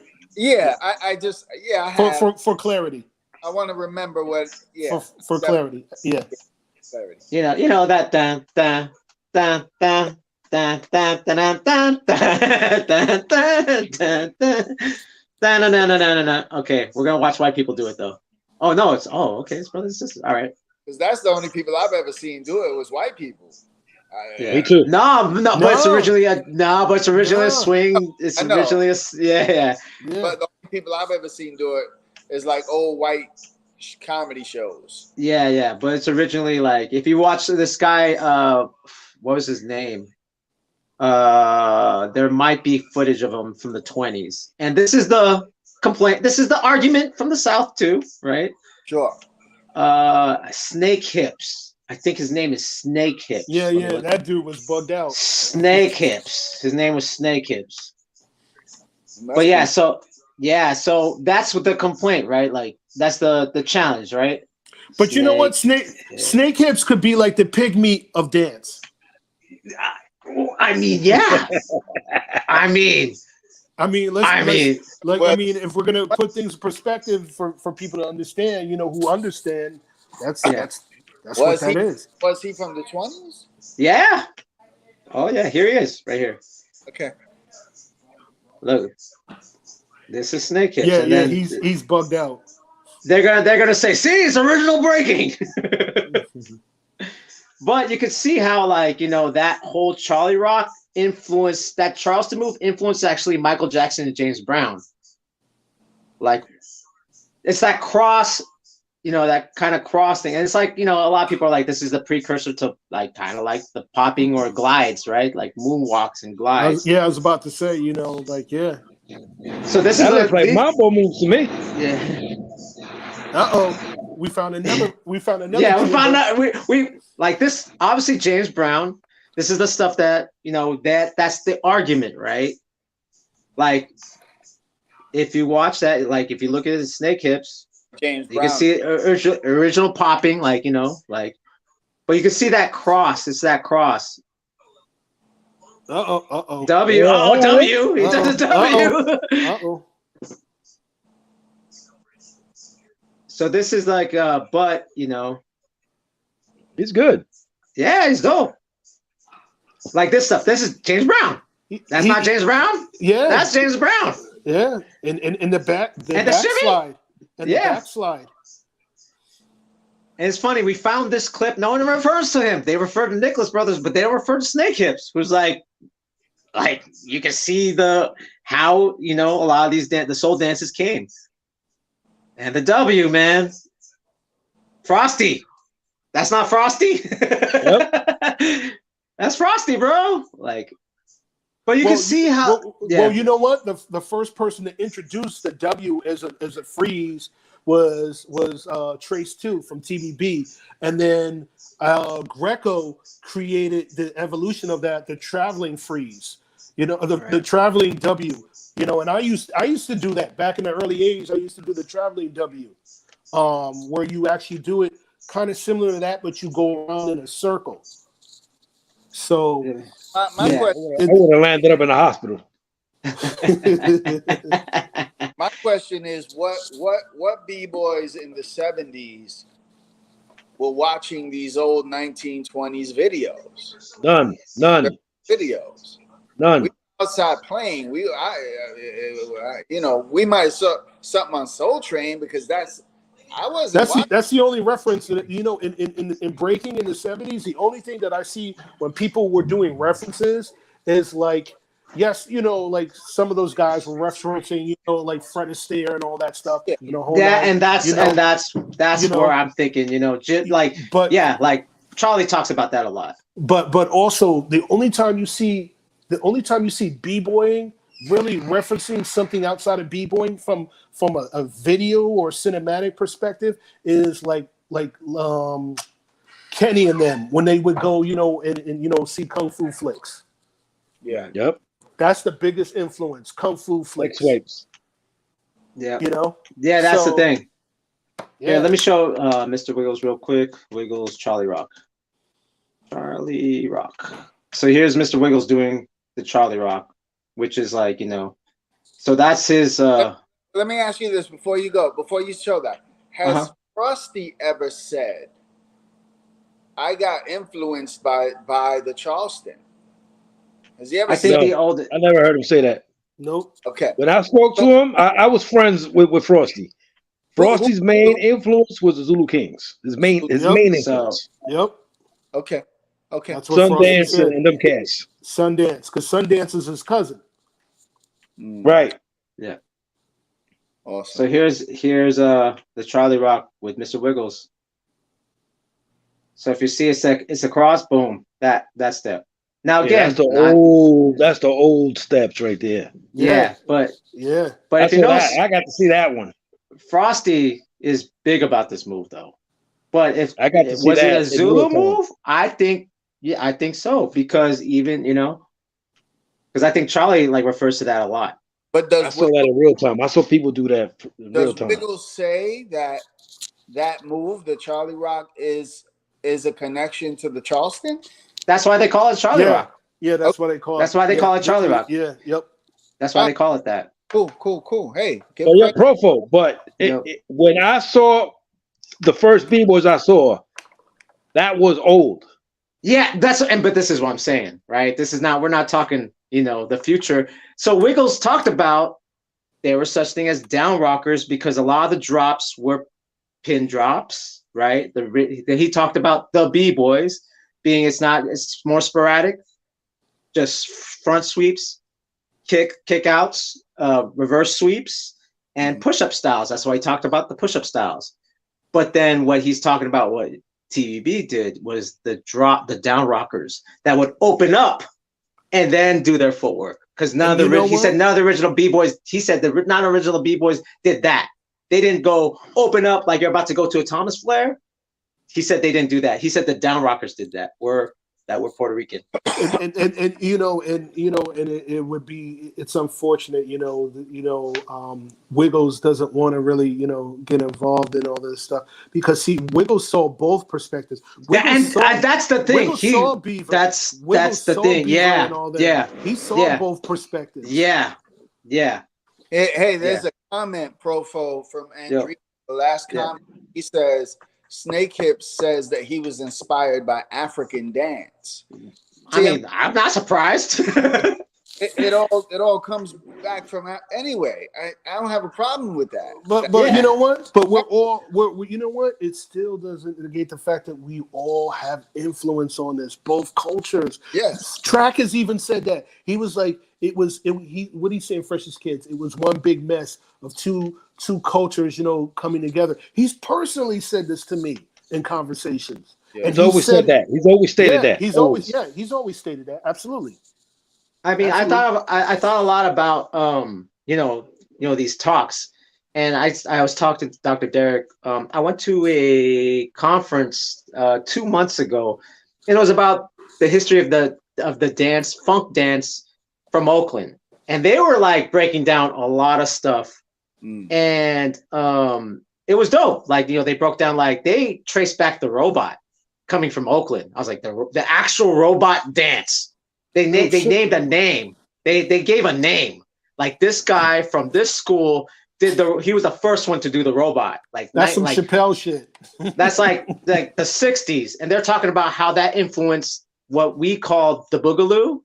That's the root of it. Then that became popping, right? Were you at the People Summer 2000?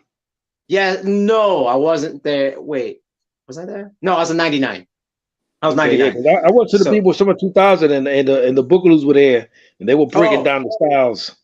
Because there's a lot of Bay Area guys that argue with the Boogaloo, saying you ripped out. That story is crazy, because supposedly in Central California there was this track meet, and the guys from Oakland would do the performances at the track meet, and then the guys from Stockton, which are Electric Boogaloos, they were saying they were copying them. So they're warring already.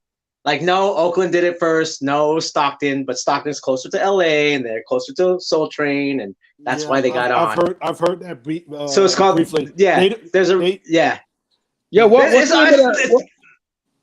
it? Is it animation? Miss Animation? He passed away. No, he passed away, but he's later. We're talking like 1969. I heard him talking about, and I wish this was on a video or something. He was talking about a style that he said that you could rarely see it on film, and he said it's called the Mexican style from East LA. That had to be later. That had to be around probably 79, because like Boogaloo Sam, his first clip on film was like 73, maybe something like that. But supposedly they had a showcase right at the B-Boy Summer 2000. Yeah, there's a lot of beef. And he got on, and he said, "I'm gonna do a style that nobody has barely, has rarely seen, and this is the Mexican style." And he did a style I've never seen. Yeah, and everybody's like, "Yo, that's the Mexican style." And I was like, "Oh my goodness!" I said, "I felt like a child not knowing nothing." So the original guys, the original Boogalooers actually danced for they actually did dance for the Black Panthers. They're called the Black Resurgence, and they're from Oakland. They're claiming the 60s, and that's its own Bay Area history. And that's why when I went to that conference, they were breaking down, like, just like what Track did or King Up Rock did, and break down rocking. On this side was how popping got formed. And the thing is that stood out, it's like we were all listening to the same music in both coasts. But this is where I feel like the Discalga thing is why breaking became breaking, and it was like more of an upbeat, fast tempo thing. Because obviously in the West Coast, we're listening to the same music, but our approach is way more subtle, and it's more laid back. So, and you could tell because they're using the same popular dances such as the mashed potato, the monkey, and the original Boogaloo, and then how that transformed to the Boogaloo styles. Like, her name is Tracy. She's a historian on dance. So they kind of say the hip hop thing. I'm kind of like, well, I could see why Yeah, that breaking. I just saw a video clip. Tracy of her Barlow. earlier. Tracy Barlow. Yes, Tracy Barlow. she Tracy Barlow. just Yeah. she just wrote a book. You know, nice lady. I just Yeah. saw a clip of hers earlier today when I was doing Yeah. some research stuff or whatnot. Yeah. Yeah, She's the one got a that book out. they broke down who did the robot first. Like she's the one who broke down who did the robot first. She's serious in her research. Yes, for You know, sure. they, So they're like all coalitioned out. I've been knowing her for years, so you know, it'd be maybe we would have to bring her on the show because I'm sure she'll talk. She'll like, you know. Oh, there he goes. It's his face. I finally finished what I was doing. All right, but so now yeah, I can sit in front of my phone and talk. Yeah, so that's the thing. So that's a West Coast history, but again, I think the Discography video is the thing that links to like how it became breaking versus like in the West, why we stayed on top, why we did do floor moves, but it wasn't like, again, it's laid back, a lot of stuff influenced by the Temptations and stuff like that, as far as the routines. But the Discography is more about the sound. Right, but this is what I'm saying. That sound, that mixture of cultures in New York is the only way breaking could have possibly happened. Mm-hmm. You can't take that away from it, man. Like it's just like the argument, you know, with that documentary about Queens and Brooklyn starting. It's just like it was the music, the influence, the dance that created the dance and had them dance in the atmosphere and how it danced. It was why it came from the Bronx. You can't separate none of that stuff. Because when you separate it, you have Brooklyn and Queens, which has really no connection to claim hip hop. Yeah. They rocked. They claim rock, and we're not gonna take that away from them. And you can see how they stay on top. But even Dancing Doug, you know, he was like, "This was my song." Dancing Doug, but it was like Makosa. He danced to that song, but they named it the Dancing Doug. But it's still a Afro-Caribbean song, like, you know what I mean? But no, so Makosa. They would yell his name, Dancing Doug. Yeah. So what I'm saying is, like, you know, that's where it's like, in context, hip hop had to come out from the East Coast. It had to come out from. It was mixed because nowhere else, even though they had their local dances, that mixture, even like, you know, the fact that you guys listen to the Mexican, it's a white rock band, but it had that little break in it, you know what I mean? Like, and interpreted that. But it had that sound, it had that energy. It's the sound, yeah, it had the energy. Man. Yo, you know, it's like you know, some people will say, you know what, this is, you know, besides the Apache, you know, this is like historically, you know, it's like it's probably second to Apache. Yeah. Which is, you know, Columbus, go to sleep, bro. What? Go to sleep, past your bedtime, man. Oh, you know, you have no idea, brother. I'm falling. Yeah, it's way past. Yeah, it's I way know you're past zombie, you're not. I can see you. Yeah. But like I said again, you know, it like we could go on forever. That's the thing about this show. That's why I was like, you guys want to wrap it up? Or like track 2? Okay, we'll watch track 2 video. I was like, maybe we could save that for another one, but we reacted to it. So before we sign out. We could do another show and go even deeper. I know. Like, and we are. Endless. I know, and that's the thing. It's like we're still talking about the East Coast, you know, stuff. And like I said, I have connections to Tracy Barlow, and we probably can. It should be down to do an interview and listen to at the same time. How's everyone feeling? Hip hop is from New York, man. Hip hop is from the Bronx. It's from New York. Y'all can't change it, remove it, change who was there, who was not there, add on people. This is a New York culture that propagated itself throughout the world. You know what I'm Yeah. saying? So that's all it is. And it's not the 50th. That's some bullshit. Tell them. How does hip hop? I mean, I don't. You know what? To take an educated guess and based on the criteria of what would be construed, if we're gonna go with an event, let's go with a Park Jam event, which would, you know, roughly be like 77 and you know, in this, you know, summertime or late spring. So I would say 77 because when the Park Jams are there, you had at least 3 of the elements: MCing, breaking, and DJing.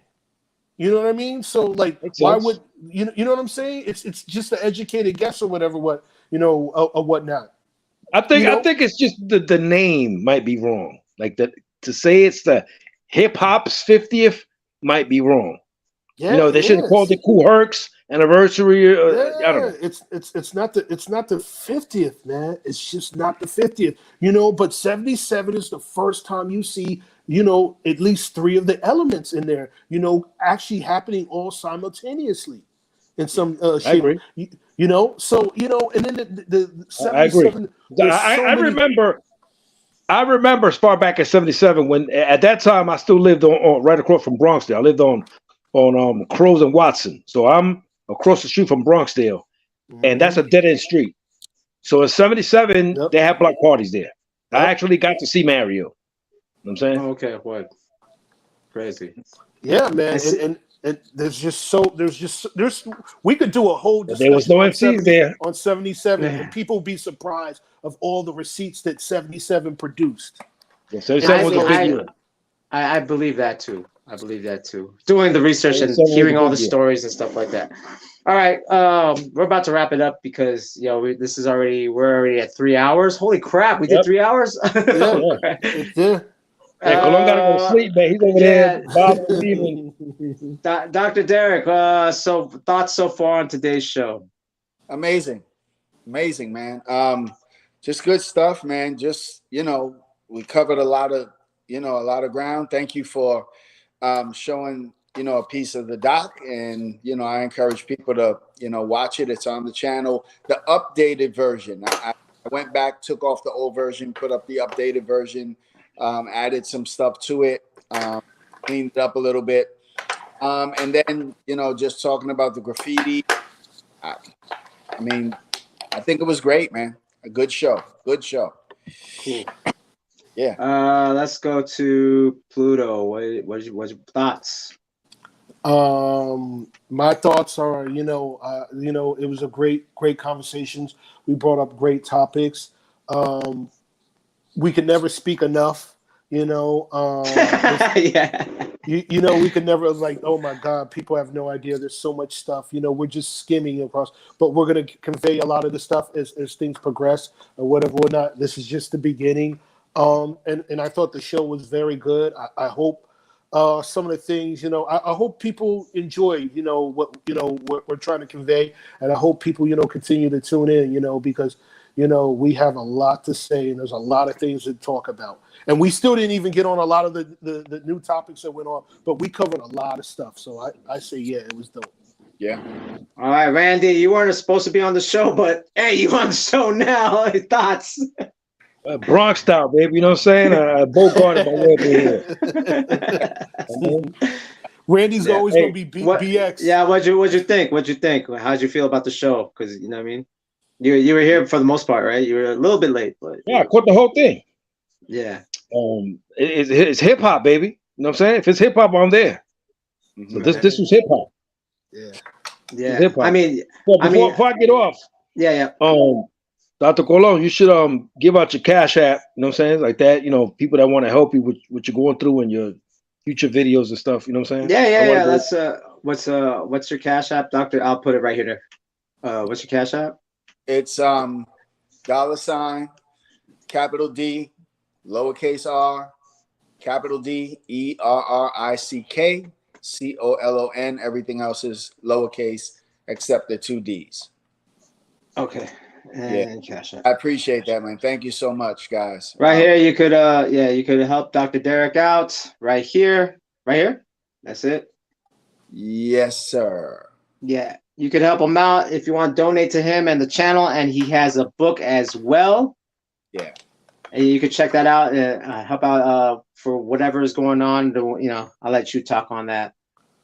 You know what I mean? And just again, you guys had a scary bout with just getting diagnosed with cancer and in March, and had an major operation. They removed the prostate, and I'm still healing. Not out the woods yet. Cancer's gone, just healing. It's just going to take time. So I'm not able to work. but I'm able to sit and do what I do here. So any little bit helps, man, just to be able to help the family, you know, and, you know, I thank God for my wife, man, who's just been a trooper, man. So, you know, keep me in your prayers, and whatever you can do, it's much appreciated, you know. All right. Cool. Oh, always sending prayers. Yes, sir. Yes, sir. Okay. When's the next dark web? We're probably gonna do it like once a month. I'm thinking once a month, because then that's when the drama happens. We should do twice a month. That's when drama happens. We pull up the drama, and they're like, let's talk about this. Now we got to. Hey, if you guys want to do twice a month, I'm down. You got to do. Okay, so yes, sir. You have to do like one specific topic and tackle that one topic. Yeah. I'm thinking if you guys, okay, look, this is for the audience. Let's see, there's 11 of y'all, and I'm willing to do twice a month, and then I'll have my regular show. Like I'm willing to alternate shows, right? Because like I like to go on Mondays. That's just me. Or like beginning of the week. If the chat wants, if you guys want the Hip Hop Dark Web twice a week, and if you guys are up for it, and we just do actual topics, because this was more like we had like 3 or 4 topics, right? That's why we're 3 hours. We could do one more free and then one a rigid topic. I hear it. Well, Dr. Go to bed, man. Sign out, bro. Sign out, my man. I'm out. Good night, bro. All right. I'm going to bed. I'll talk to you later. Cash App him at here again. Cash App. Where is it? Where's my thing? That man did a documentary on hip hop for free. There you go. Cash him out, and it's detailed more than anything else. It's detailed. It's pretty detailed more than what's out there right now. For an hour 30, right? It's detailed. Yeah. So it's out there. Yeah. Good night, my man. Thank you. Good night. Talk soon. All right. Okay. So, all right. So if that's the case, if everybody wants that, then we can make it. we can make that happen. It's almost it's past my bedtime, man. I sleep early, bro. Get up at 6 and do push-ups and stuff. All right. So enjoy that shit now, because once you hit 50, it's a different story, homeboy.